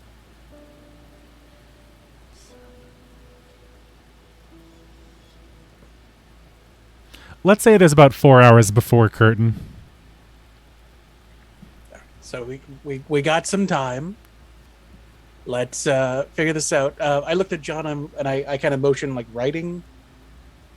Is this a way that he can communicate? He looks around and tries to find a piece of paper somewhere because he recognizes what you're trying to do. I pull out a small notepad that has syrup and stuff in it, and a notepad and pen. Sure. You see him very carefully, as if he's a bit unpracticed, try to write out something, and the first thing he writes to you is death.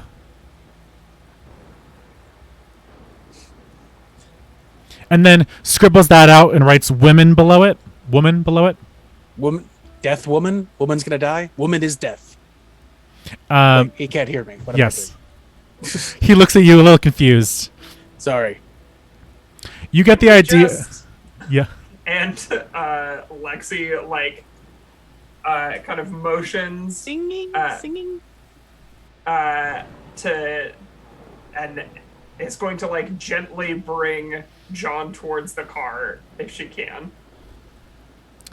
You're going to have to convince him in some way with your actions or with something else. He's a free bar. You're going to try to intimidate him. Can I? No, not me. Oh, okay. I'm close to him. Can I kind of make out what his tattoos are? They're anything and everything, as far as you can tell.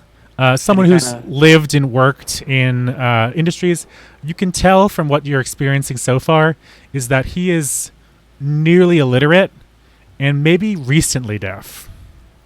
Any kind of like religious iconography on like tattoos? None that you can see, no. Okay. You do start to put it together, realizing that he can see the future, and he's wearing a dark black hood. That he is in fact a someone special, like all of you. I'll leave you to guess what that means. But he points back at the card that says "woman," and then he looks back at you, Celine, because you made this sign earlier, and does the help sign. You help us? All of us, and I'll like point to all of us, and then I'll point to him. He'll reach out one more time to Ami, and this time when you connect, you see a different paper. You see a different article title. It just says "Gala a success," and it flickers back and forth between the two. Yeah. So we should probably bring him with us if we can get him there for sure. And I will explain. Guys, I don't know how to explain it. I just get these little flashes of what could possibly happen, what couldn't. Depends on what we do, what I do.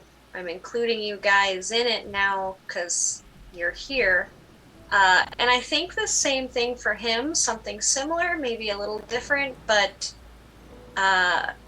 we have two paths. So I think maybe we get him to come with us, and we stop her before she intentionally or unintentionally murders everybody. Yes, let's get to the opera house. So Father John's going to write 2 words on this notebook. He's going to write "stop" and then "woman," and then circle it and show it to him. He'll nod and he'll join you. All right, he's coming with us. All right. Your car again, Ami, or should I call for mine? No, yep, right into the Honda. All right, I will load in. It's getting quite snug in here. Yeah, and this is like a 2-door. It's not even a 4-door. So. Oh God.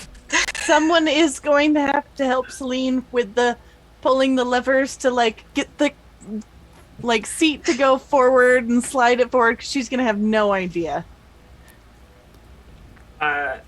Alexei refuses to sit in the back, and will do that.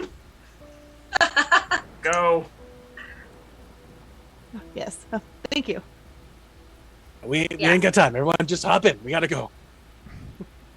You all pile into the Civic with wrappers aplenty, and you head as quickly as you can to the Opera House. It is suddenly much busier than it was before.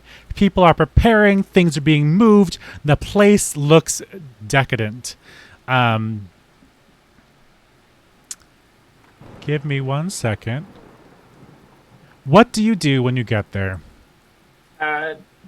Alexei goes ahead and hands out ear protection to everybody who's willing to take it. Yep, I will put it on. And then I am going to go find Miss Ellis, if you're all coming with me. I think so. I mean, now that we all have headphones on, can we hear you? Well, I'm just gonna Gesture. and then Walk walk away. in the direction. You guys could choose to follow me if you want. Sure. Yeah. All right. let's- Is Miss Ellis in her dressing room? No, you do not find Miss Ellis. However, you do find one of the costume ladies. She is slumped on the ground. No. Motherfucker. Oh, I'm Emily. gonna check her pulse. She is alive, but just barely. Hey, she ain't dead. What? just barely. Does she have a heartbeat? Does she have a pulse? Do we need to perform? Okay, I will. I'm gonna just dial 911 and let them know that there appears to have been a woman with a heart attack in the dressing rooms at the opera house. You do also find a whiskey glass and a whiskey bottle. They are not broken. Okay. What kind of whiskey? All right. Irish.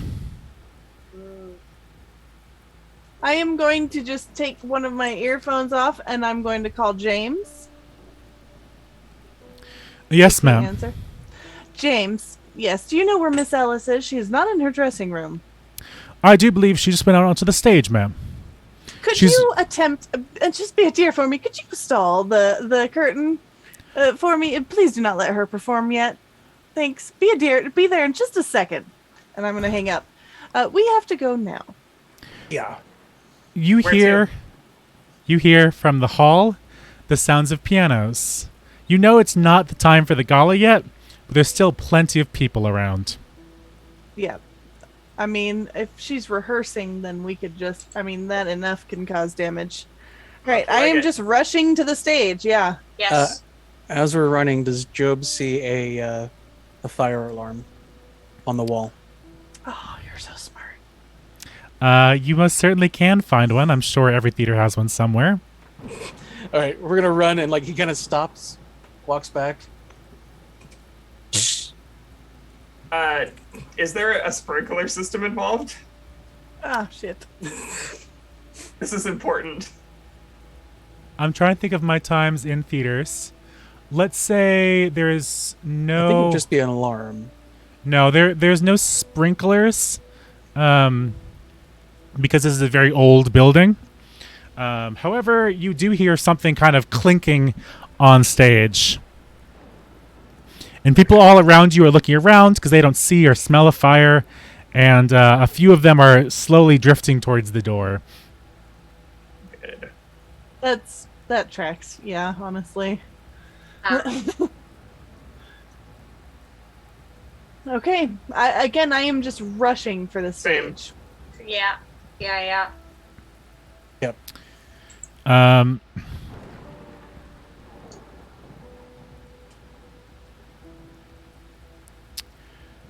You see from the corner of your eye, James, you've just called, kind of entering from the other side of the stage. And in the middle of the stage, you see a pianist and Martha Ellis, who is trying her best to sing to an audience of workers, caterers, and others. I'd say about 15 or 20 of them are enthralled in her music. And Even with the fire alarm going? yes. Lexi is gonna move with just astonishing speed. Pull that rebar from where it's been concealed in her jacket and try to whack the singer right in the diaphragm. Okay, give me 1 second. Also, GM, Ami has a power tag of super speed, so she would probably catch pace with Lexi, and in whatever attempt they could either assist or hold still or incapacitate in some way. Cool. Give me 1 sec, because this is technically my first, almost my first, Who's My What's It? So let me grab my notes real quick. Don't mind me, I'm just looking over lists of weapons. Whoops. I guess I don't have it. Anyway, so it sounds like you want to go and hit her with all you've got. I was actually... No, not you. The woman. okay. The woman wielding a not a crowbar, a Yeah, rebar. okay. Rebar.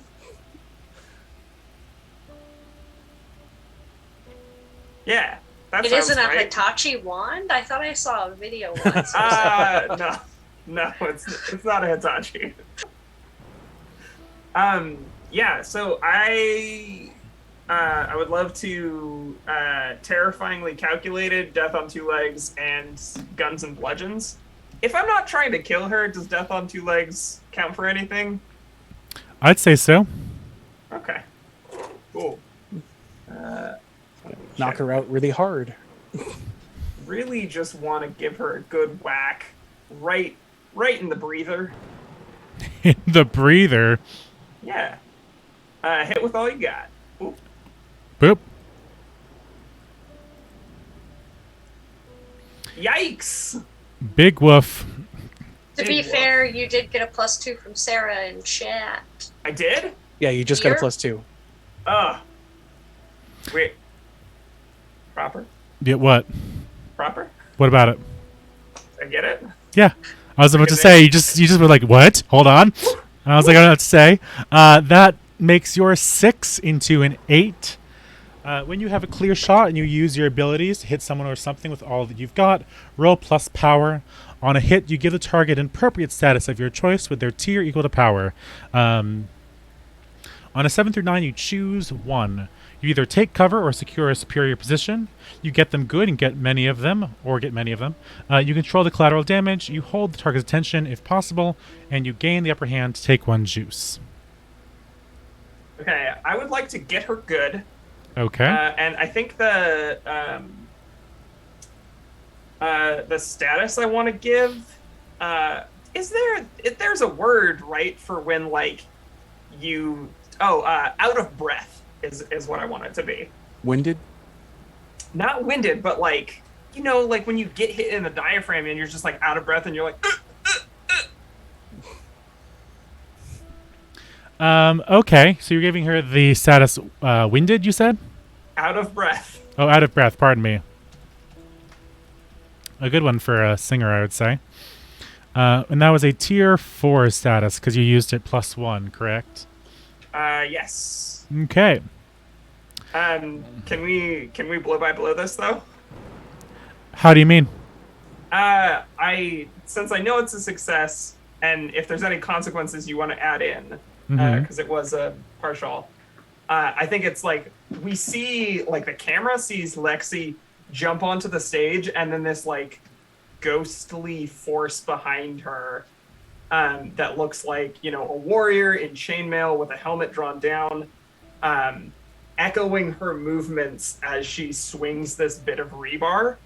And she and the like apparition, their eyes are both like flashing bright red, which is why she's wearing the sunglasses, and they have these like big kind of manic grins on their face. Sorry, I was phased out for a second. Did you add anything else to that? Did I add anything else? That to was you narrating it dramatically, correct? Yes. I love it. Yes. That's you should always do that. However, The this big whack. yes, with a big whack, she's going to fall to the ground and breathe completely out of breath, and she's going to pat down. She's going to try to get back up again and struggle. Any of you else doing anything? Well, Job has been around theaters before. He's been part of like church productions and pageants and church kids pageant stuff. Does he see the fire curtain? It is coming down. Okay, he's gonna jump in front of it and like kind of because you said that we saw some people kind of like the people that weren't leaving were like kind of enthralled, right? Mm-hmm. All right. So he's gonna. Does he see like the fire? Or is someone lowering it, or is it just doing it automatically? It's an automatic system. Okay. Does he see like the winch in which which is causing it? Yes, it slowly should go be down? off the side of the stage. Okay. I think he is going to go over to it and try and break it so it goes down very quick. So he's going to like run over to where like the winch is and like seize the computer for it, and he's gonna like pull out his rosary and just wrap it around his hands. He's like, God, I could use a hand right now, and he just rears up and punches it. Okay. Let's do also a hit with all you've got because that seems appropriate. Okay. Let me know any tags you end up using. So I was gonna do punch out their lights, Mm-hmm. and nothing left to lose because right now there's a possibly very flashy thing that's happening on stage that he at least knows is not the best thing to be seen by other folks. Sounds good. So it sounds like you have +2 power. Go ahead and roll. Okay. As a narrative question, while that gets rolled, can other people, like, if there are apparitions and stuff, can, like, normal people see them? Pardon? Can, like, normal people see any funky apparitions that we may create? No. Okay. So hit with all you got. I got an 11. God damn. No. God bless. I see what you did there. You can choose 2 of the options listed. Okay.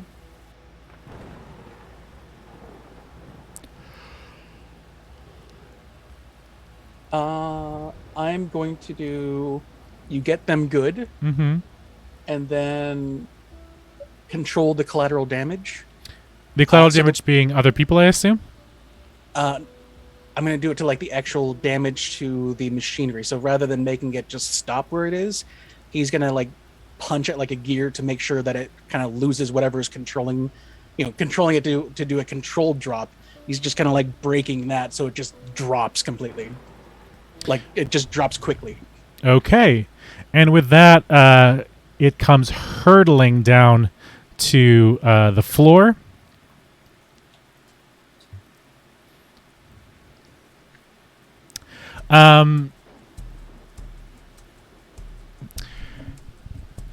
Hey, Celine. Mm-hmm. Where are you? I am probably at the base of the stage with the orchestra pit between me and the stage. Because I'm sure I was just running down the middle aisle to get there. You see, just as Job is hitting the gearbox, Martha Ellis has reached into her pocket or somewhere on her garment and pulled out a bronze gun. She aims it directly at you and pulls the trigger just as the curtain is coming down. Can you please roll to face danger for me? Mm-hmm.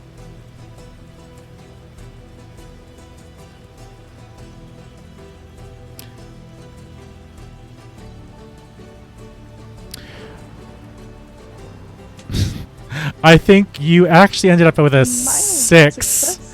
because you used Wait, what is the... used bullshit detector and contacts in every yeah, neighborhood. Hold on, those are still selected. Okay. I know what I'm doing. Do you? No. Okay. Am I able to respond quickly enough to put my weapon in front of me? Or no? That is a great question. Let me double check one thing before you do. I'm gonna say no, specifically because you have a weakness tag called Sore Joints, which I would most likely have given you. I also have tough as nails, and my weapon is indestructible. Well, yeah, that means you aren't going to get hurt as badly, but I guess that makes sense for face danger. So, can I also help if I have a help on Celine right now? sure. I just think, like, if she sees that gun come out, she's going to try and kick it up so that nobody gets hurt. Okay. I'm going to ask that you change the game. Okay. I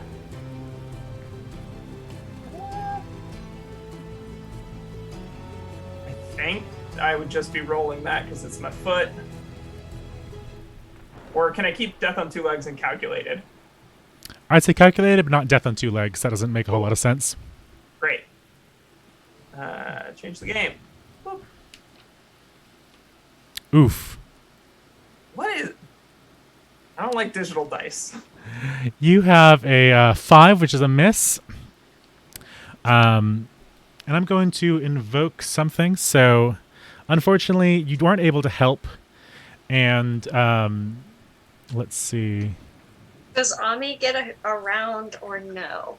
Or is she taking her shot before Ami gets hers? She's taking it before you get a chance to move. Because it's cinematically interesting. It's okay. I can afford the best healthcare, you guys.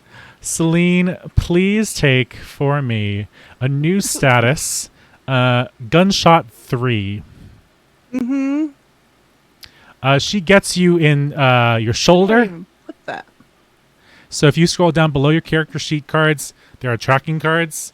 You use that. You type in the gunshot in the little space below, Okay. and then use tier 3. 3.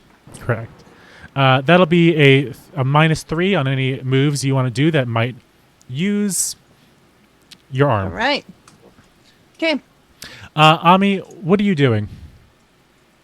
Yeah, so Ami has a tag of super speed, so she would have been moving pretty quickly as well. Mm-hmm. So she will, not being one for necessarily combat, Mm-hmm. is going to utilize her space time, like she's going to use some of her abilities, I guess, to make what she's going to consider an attack. And it's literally just going to be her trying to, she's going to pull out her car keys, and on her car keys, she's going to have a little metal cat with 2 little metal ears. And all she's going to do is go running and jumping. And she's going to aim the little metal self-defense cat at her throat. Okay. What are you trying to do here?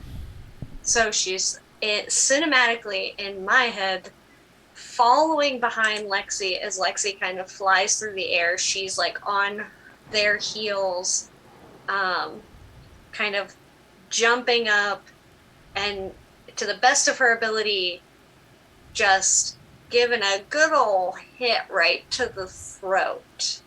So you're trying to attack her then? Absolutely. Would you roll hit with all you've got then? Sure. And then can I use my speed and my other thing to as tags for that, or no? Let me know what the tags are and I'll let you know. So it's super speed, and then the other one is perfect spatial awareness. Mm-hmm. Anything else? And no. And no. Well, roll those two with attacks. Oh, you did? Perfect. Yep. You rolled an 8. So you get you choose one of the below with a tier equal to power. I will say we gain the upper hand. You gain the upper hand. She takes some juice. Oh, I see. You Yeah. take one juice, so you can use it as a story tag later. So you are going to give her. I need to open up her thing again. Cool. Basically karate chop her in the throat, and I upped her out of breath card. And you get to use your juice later on to add one story tag or use it in other ways. Any roll that allows you to use juice, basically. When you use the roll, you can use it as long as it relates to what you did earlier. So it should. Hey, Job.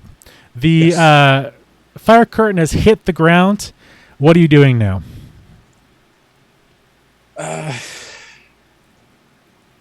mean, there's a gun now. So originally Job was going to go like into the front of the curtain and be like, all right, everyone, there's a fire alarm. Everyone, please vacate the building. But now someone's getting shot. So, like, I think he wants to try and like minimize as much exposure non-rifted people can experience. So yeah, let's go ahead and do that. And I'm gonna. So I guess I'll like run out in front of the curtain and try and like express to everyone like get out. You find yourself in the seating area of the opera house, and the people that were recently kind of engaged in Martha's song have kind of broken from the spell, but they all seem sad. They seem depressed and hurt. They seem brokenhearted. They seem brokenhearted. They move with you slowly, but it's rough getting them to go one by one. Hey, Lexi, what are you doing?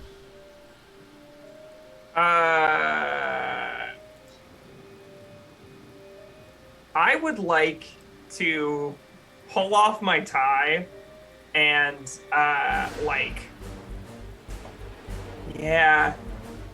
friend just got shot. I was gonna gag her initially, but I think I'm just gonna slip it over her neck and start pulling on the Titan end.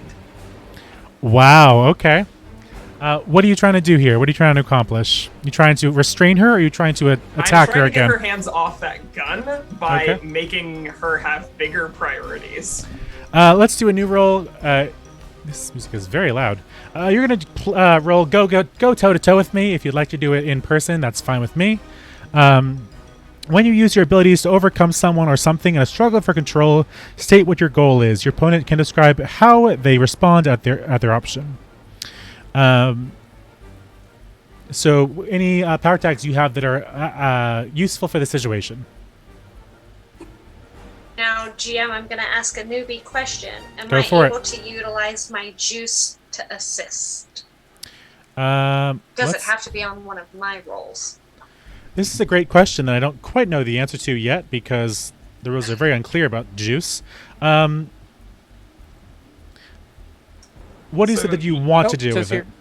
It What's does up? say you can spend your juice at any point during the game during, before, or after a move made by you, another player, or the MC. Lovely, then you can. Then, as Lexi slips the tie around her throat, Ami will toss the kind of like, don't forget when you're doing the knot, you have to get it right in between those two in the back, or it just ends up real fucked up, in an attempt to do a sort of like inspiration of passing along this kind of panicked energy to help them out. I guess that works. And what specifically are you giving them?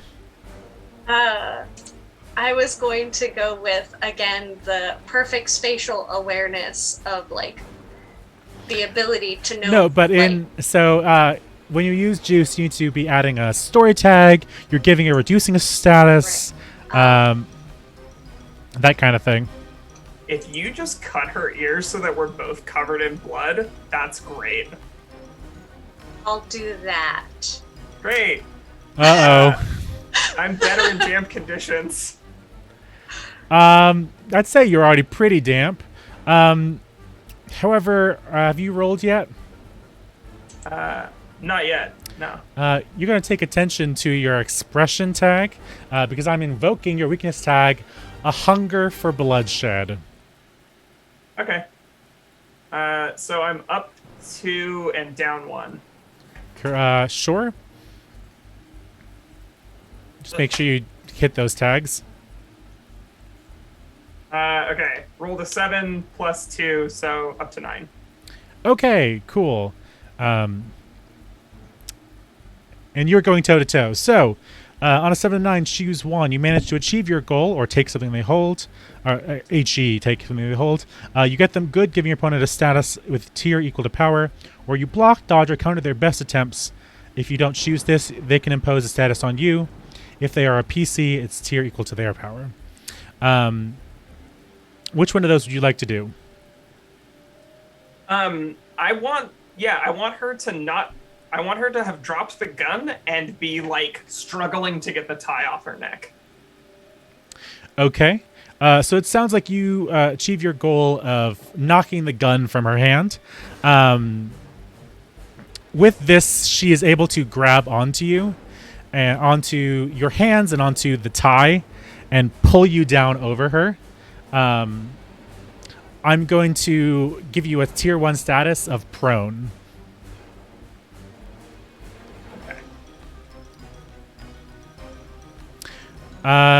Hey, my very rich friend.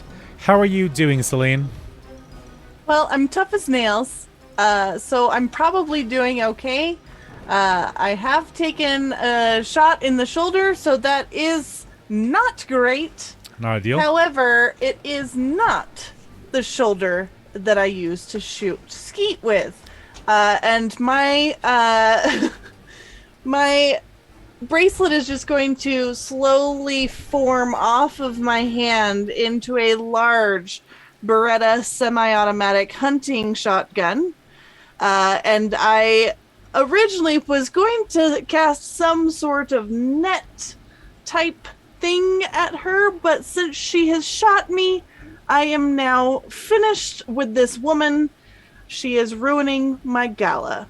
So I am just going to fire at her. And since it is a semi-automatic shotgun, I can fire up to 7 rounds pretty fucking quick.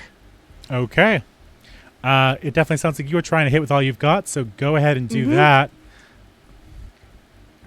You are hitting through the fire curtain, though. This gun can do that. Okay.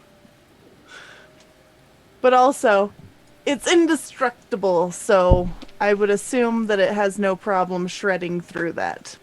Sounds good. Hit it with all you've got. I have got an 8. Okay.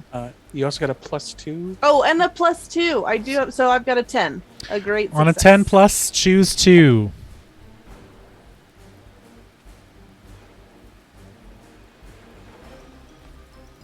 Ask that you control the collateral damage. Yes, And I would not like to hit. Line control. of fire. I would like to control the collateral damage and secure a superior position in this combat. Okay. I am just, as I'm marching forward up onto the stage, I am just shooting. And like at first there's going to be a hole in the curtain, and then I'm just shooting through it, just slowly walking until I am just standing above her. Excellent. So you are going to give her another status. Let's say out of breath moves up to status. Jesus, tier 5. But this time it's wounded, or mortally wounded. She gasps out of breath, and all she is able to say is "please." To play into me being bloodthirsty right now, I don't think Lexi's stopping unless somebody else makes her stop. Okay. Can Then Job- Lexi, what are you doing? She's just still pulling that tie as tight as she can. Big grin, like the glasses are askew now. You see those like bright red eyes, and I will drop the shotgun with one hand, and with the other that is like the wounded shoulder, I'm just gonna place it on Lexi's shoulder. Lexi, we shouldn't kill her. Job, what are you doing? Do the people look like they're dying at this point, or are they just sluggish, or? They're just sluggish. They're kind of working off of the. She was not able to really drag them down. They're not going to die. They're just slowly recovering. Okay, so hopefully they're in some kind of fugue state to where the magic gun and everything is kind of just awash in their minds right now. I think you can tell if they don't have to hear any more of her singing, they'll be okay. Okay. I think at this point, Job just like pops back, like he's like, "Okay, everyone, calmly make your way to safety. Make your way to safety." And then he goes behind the fire curtain. What the fuck are you guys doing? Okay. Hey, this is an interesting rule in City of Mist where you are allowed to roll against your other players. Yeah. Celine, I would like you to roll Convince for Lexi.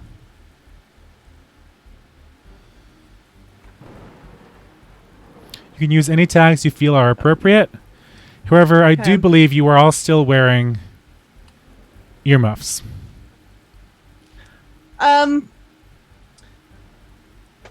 Okay, then while I do say that out loud, I am just looking her in the eyes. Mm-hmm. Okay. Try not to judge my my tag, but Lexi, you'll get it.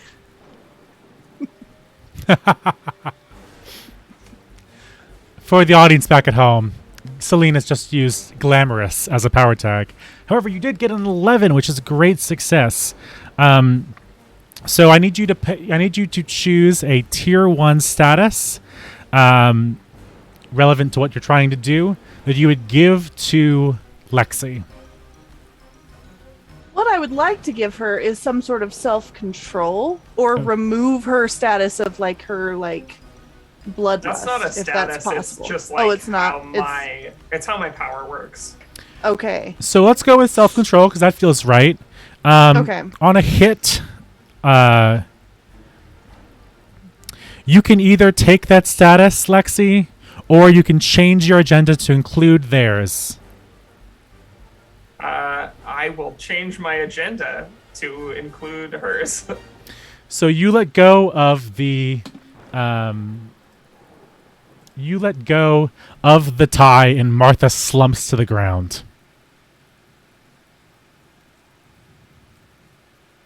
I will just give Lexi a little kind of like half smile.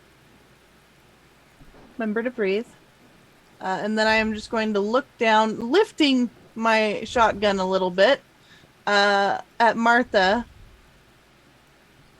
If you begin to sing, I will fire. Yes. Okay. And that's all she's able to say. Job is gonna run over and kind of push his way over to her and start like, he basically rips off like a bit of his sleeve and starts like trying to bandage her up. It's like, look, I know. Bandaging? I'm Are you bandaging me. No, I'm bandaging the singer. Martha. Good. I'm bandaging Martha. Wow.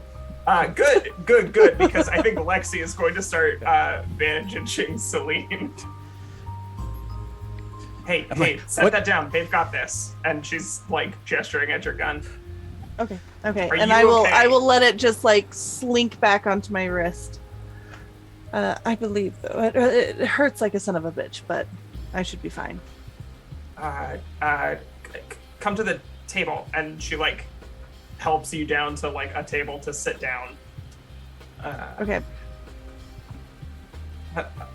Stay right there. And Yes. Lexi like runs out to the presumably approaching like ambulance and stuff. Yeah, Celine's trying gonna to try get and more find help. something to lean back on because I think at this point is when the shock and pain is actually going to set in. She's gonna just lean back, remaining as composed as she possibly can with a bleeding shoulder wound. Just sitting there waiting for you to come back. Can Job see how bad Martha is right now? Yes, she is very, very hurt. In game terms, she has a 5 out of a 6 for mortally wounded. So if you were to keep wailing on her, she probably would have suffered some great, great harm. As you're bandaging her up, however, she looks at you without saying anything and seems to know something about you. Damn it, why'd you have to... What the hell's wrong with you? She, her eyes kind of well up, and she says very quietly, "I'm sorry about them. I wish I could help. You could have gone the people to help. For help with this. I tried, and it only made it worse." The shrink? You know about that bitch? What did she do to you? You gotta... If she's doing this to you, she's doing it to others. We gotta find out. We gotta stop this, but... God damn it. She takes some more deep breaths as she tries to compose herself. And she says, She told me I could use my powers for good. That what I was doing could help people work through their trauma. She told me. And then she can't say anything more, and she bursts into tears. Job just... Like, as he's like holding her, he just like grabs her and just like holds her. He's like, it's okay. It's okay. We're going to get you some help. This isn't controlling you. This is something you can control. It's okay. But as you he's do gonna that, try and- you do hear her continue to say, "I'm so sorry about them. I'm so sorry about them. I'm so sorry I can't do anything." You were saying? About them. You know who I'm talking about. The people in the audience. Nope.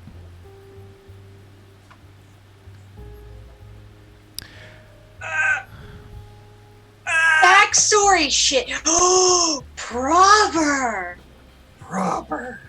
I just look at her. I'm like, who? And I take her away. I'm like, who? You're a little girl? And your wife? I can do you see know? it. There's a pain behind your eyes. I'm so sorry. It's too much. And with that, she crumples to the ground. She's uncontrollable now. She's crying and gasping for breath still. I'm gonna try and calm her down.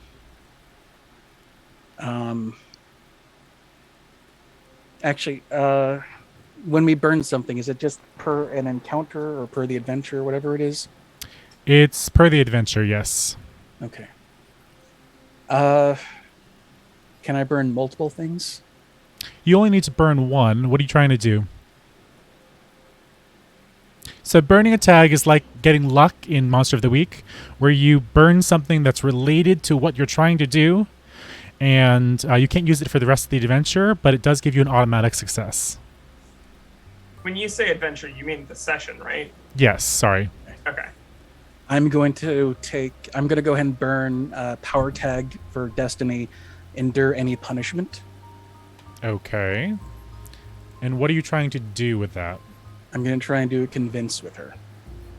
For what? I'm gonna say, look at. I kind of hold her. I'm like, you look at me. That grief, that's not your grief. That's my grief. You hear me? Mm-hmm. You don't feel sad.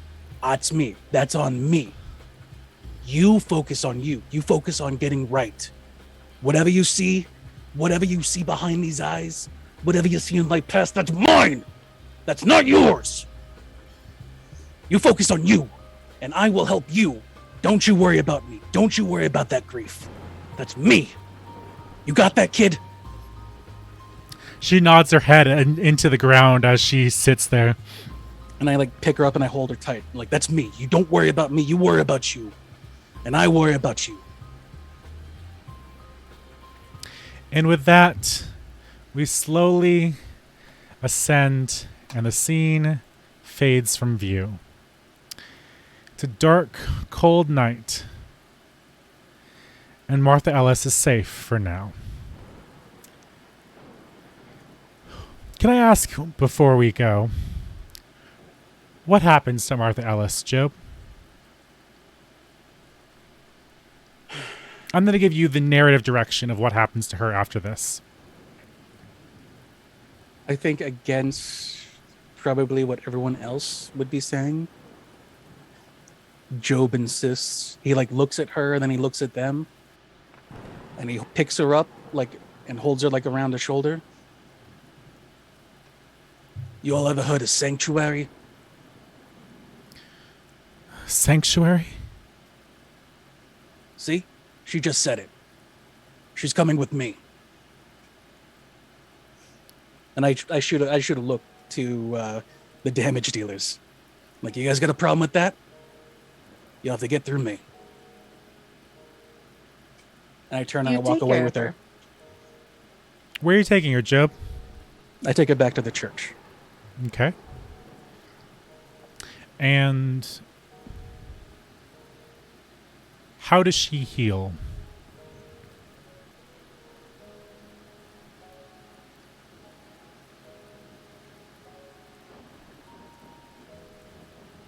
Does she? I think Job says, kid, look, you gotta, like, after she's gotten better, I'm just gonna like say this, like, this is either the next night maybe or something after she's gotten better. I think he doesn't talk to anyone else in the group for a couple days. Okay. So like over that time, after this scene, she'll eventually stop crying and she'll eventually just kind of drift. She doesn't talk much at all, and you can barely get her to say more than a few words. But what happens then? Kid, you got a power in you that it can help. But this ain't the movies. This ain't no comic book. This ain't no fairy tale. If you're gonna control that, you need to train. And I know that could be risky for normal people. But whatever sad notes you hit, you saw, it ain't gonna hit my sorrow. My sorrow goes way deeper than that. So whatever you think you can do to break a heart, you ain't gotta worry about that with me. My heart's already been broken years ago. So what do you say we get some training done? And whatever you got, I can take it. And we'll try to see if we can help you control it, eh? Her voice is raspy as she replies, and she just says, I can see anybody's greatest pain. What good could ever come from that?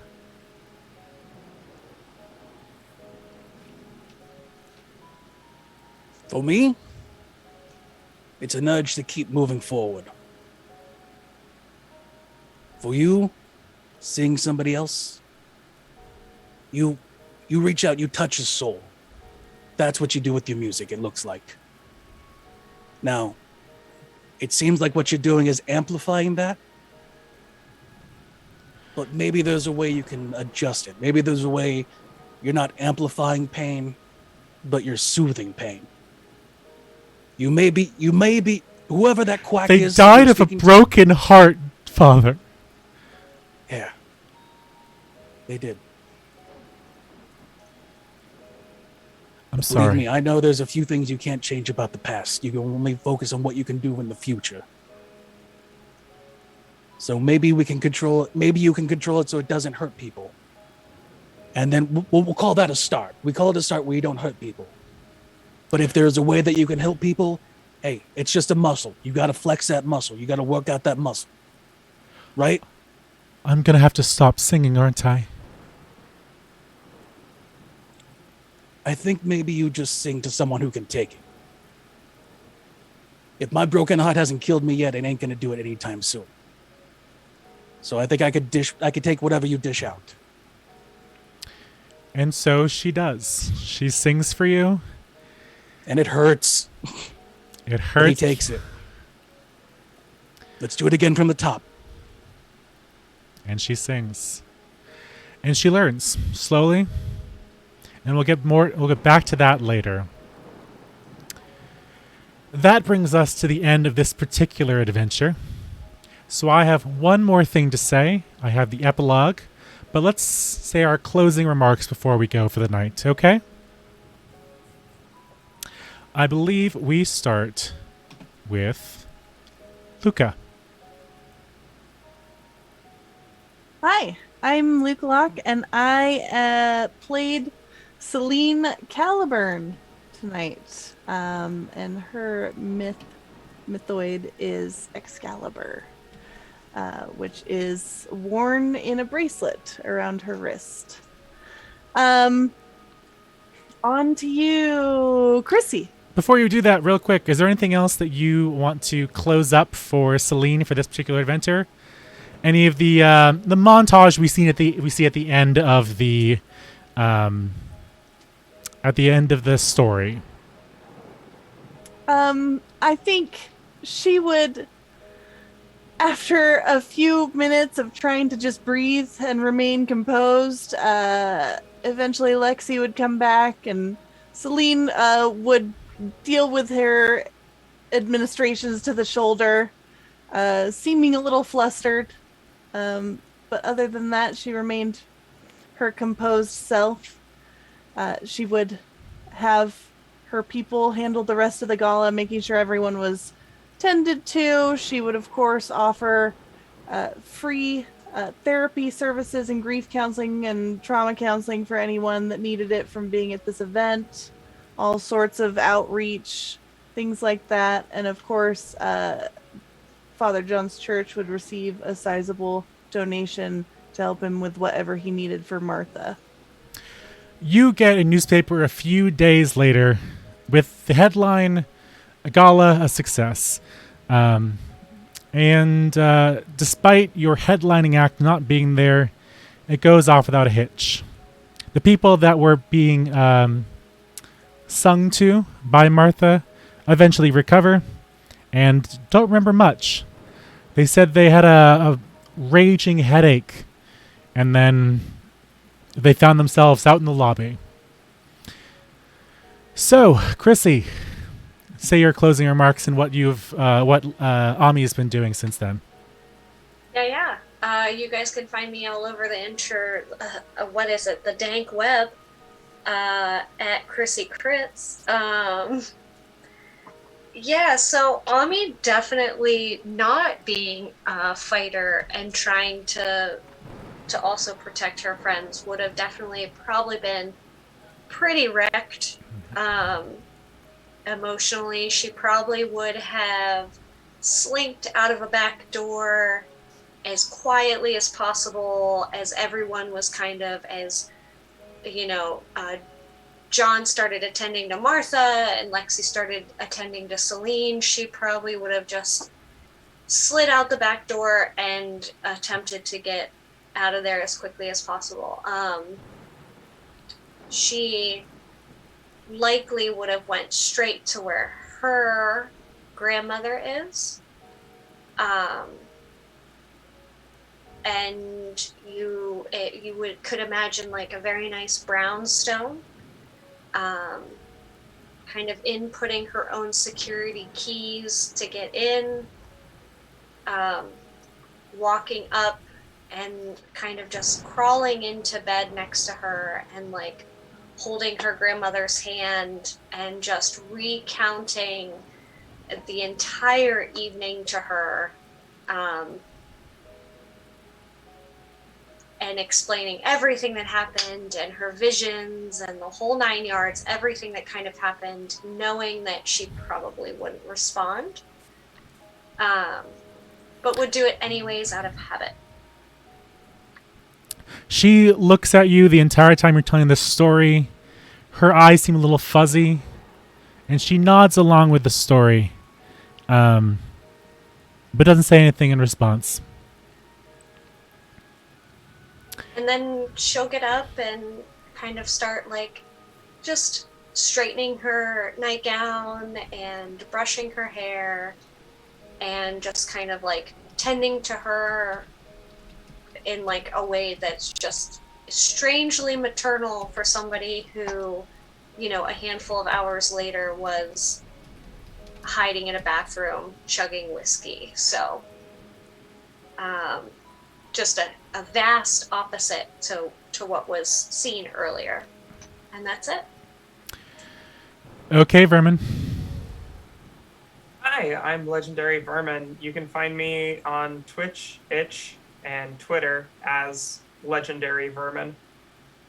And Lexi, Lexi is not really sure how to take care of somebody with a gunshot wound. But she stays by Celine basically as long as she can. Celine, do you stop me from getting in the ambulance with you? No. Okay. Then I think Lexi spends kind of an uncomfortable night, either in a hospital room or like in a lobby, just kind of waiting.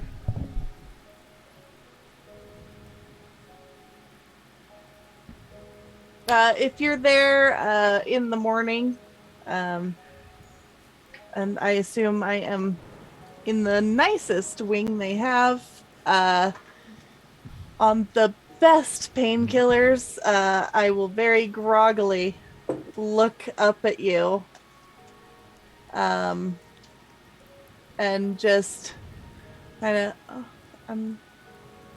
I dreamt you were there, and you are. And then just kind of go back to sleep.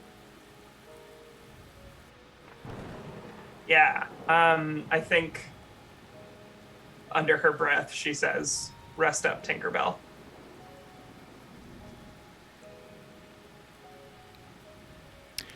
I believe that brings us to Ikaj. Unless there was anything I missed, I'm sorry. Okay, I'll go ahead. So I'll say over the week, he is constantly sitting with Martha and helping her, giving her an audience to train with, pretty much. And I think as the days go by, it's like working out a muscle. So eventually she can get to a point where she can sing without hurting someone. But up until then, Job takes a lot of hurting. But he takes it. And then to the point that one day she's singing and it just feels... It doesn't hurt. It doesn't heal. But it's just beautiful. And he goes to her and says, "Okay, so I think we're doing okay. I don't know if this will help, but it might maybe a new tune will help to get you going a little better.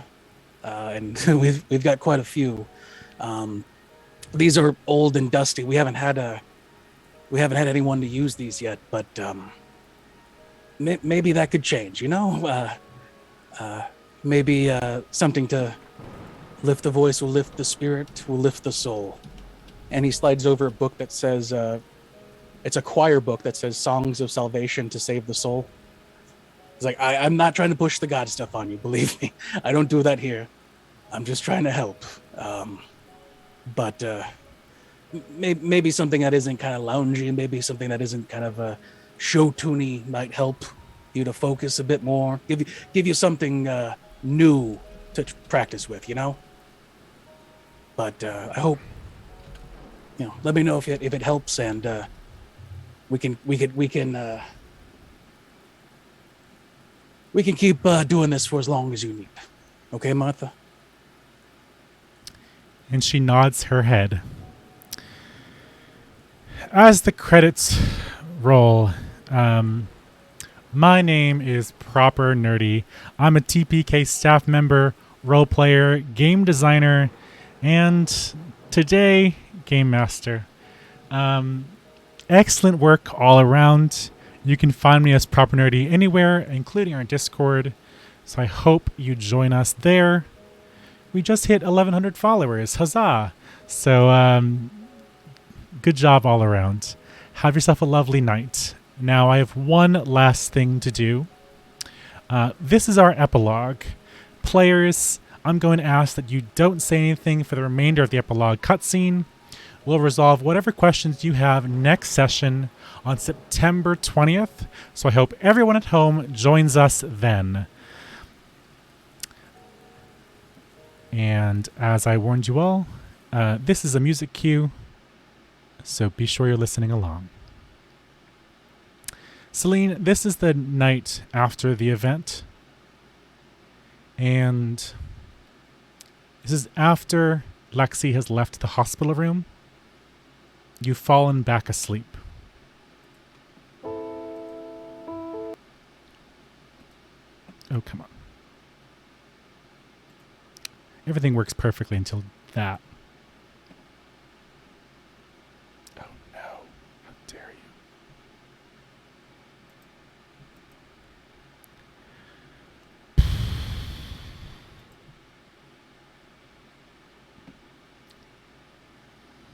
It's okay. It's fine. Everything's fine.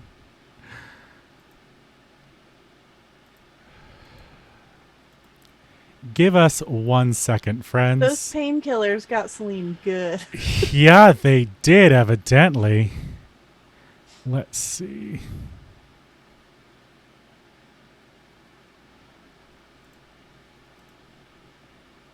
Okay, one more time.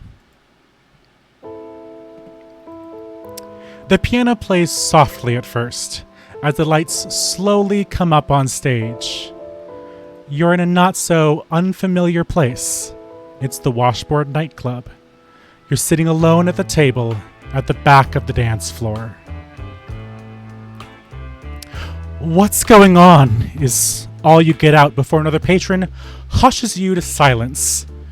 You look around in the haze and realize this must be a dream, but not like one you've experienced before. The other patrons swim in your vision, making you question if they're really there, only appearing if you focus very carefully. And now, for the first time, you look up at the person singing on stage. They're singing a soulful and melancholic melody. Their dark curly hair shadows their face. In a way that you experience a dream, you're suddenly standing. Then you're walking and approaching the stage. Nobody stops you, and it's only then you realize that you're alone with this mysterious singer. You don't recognize them, but they seem to be singing directly to you.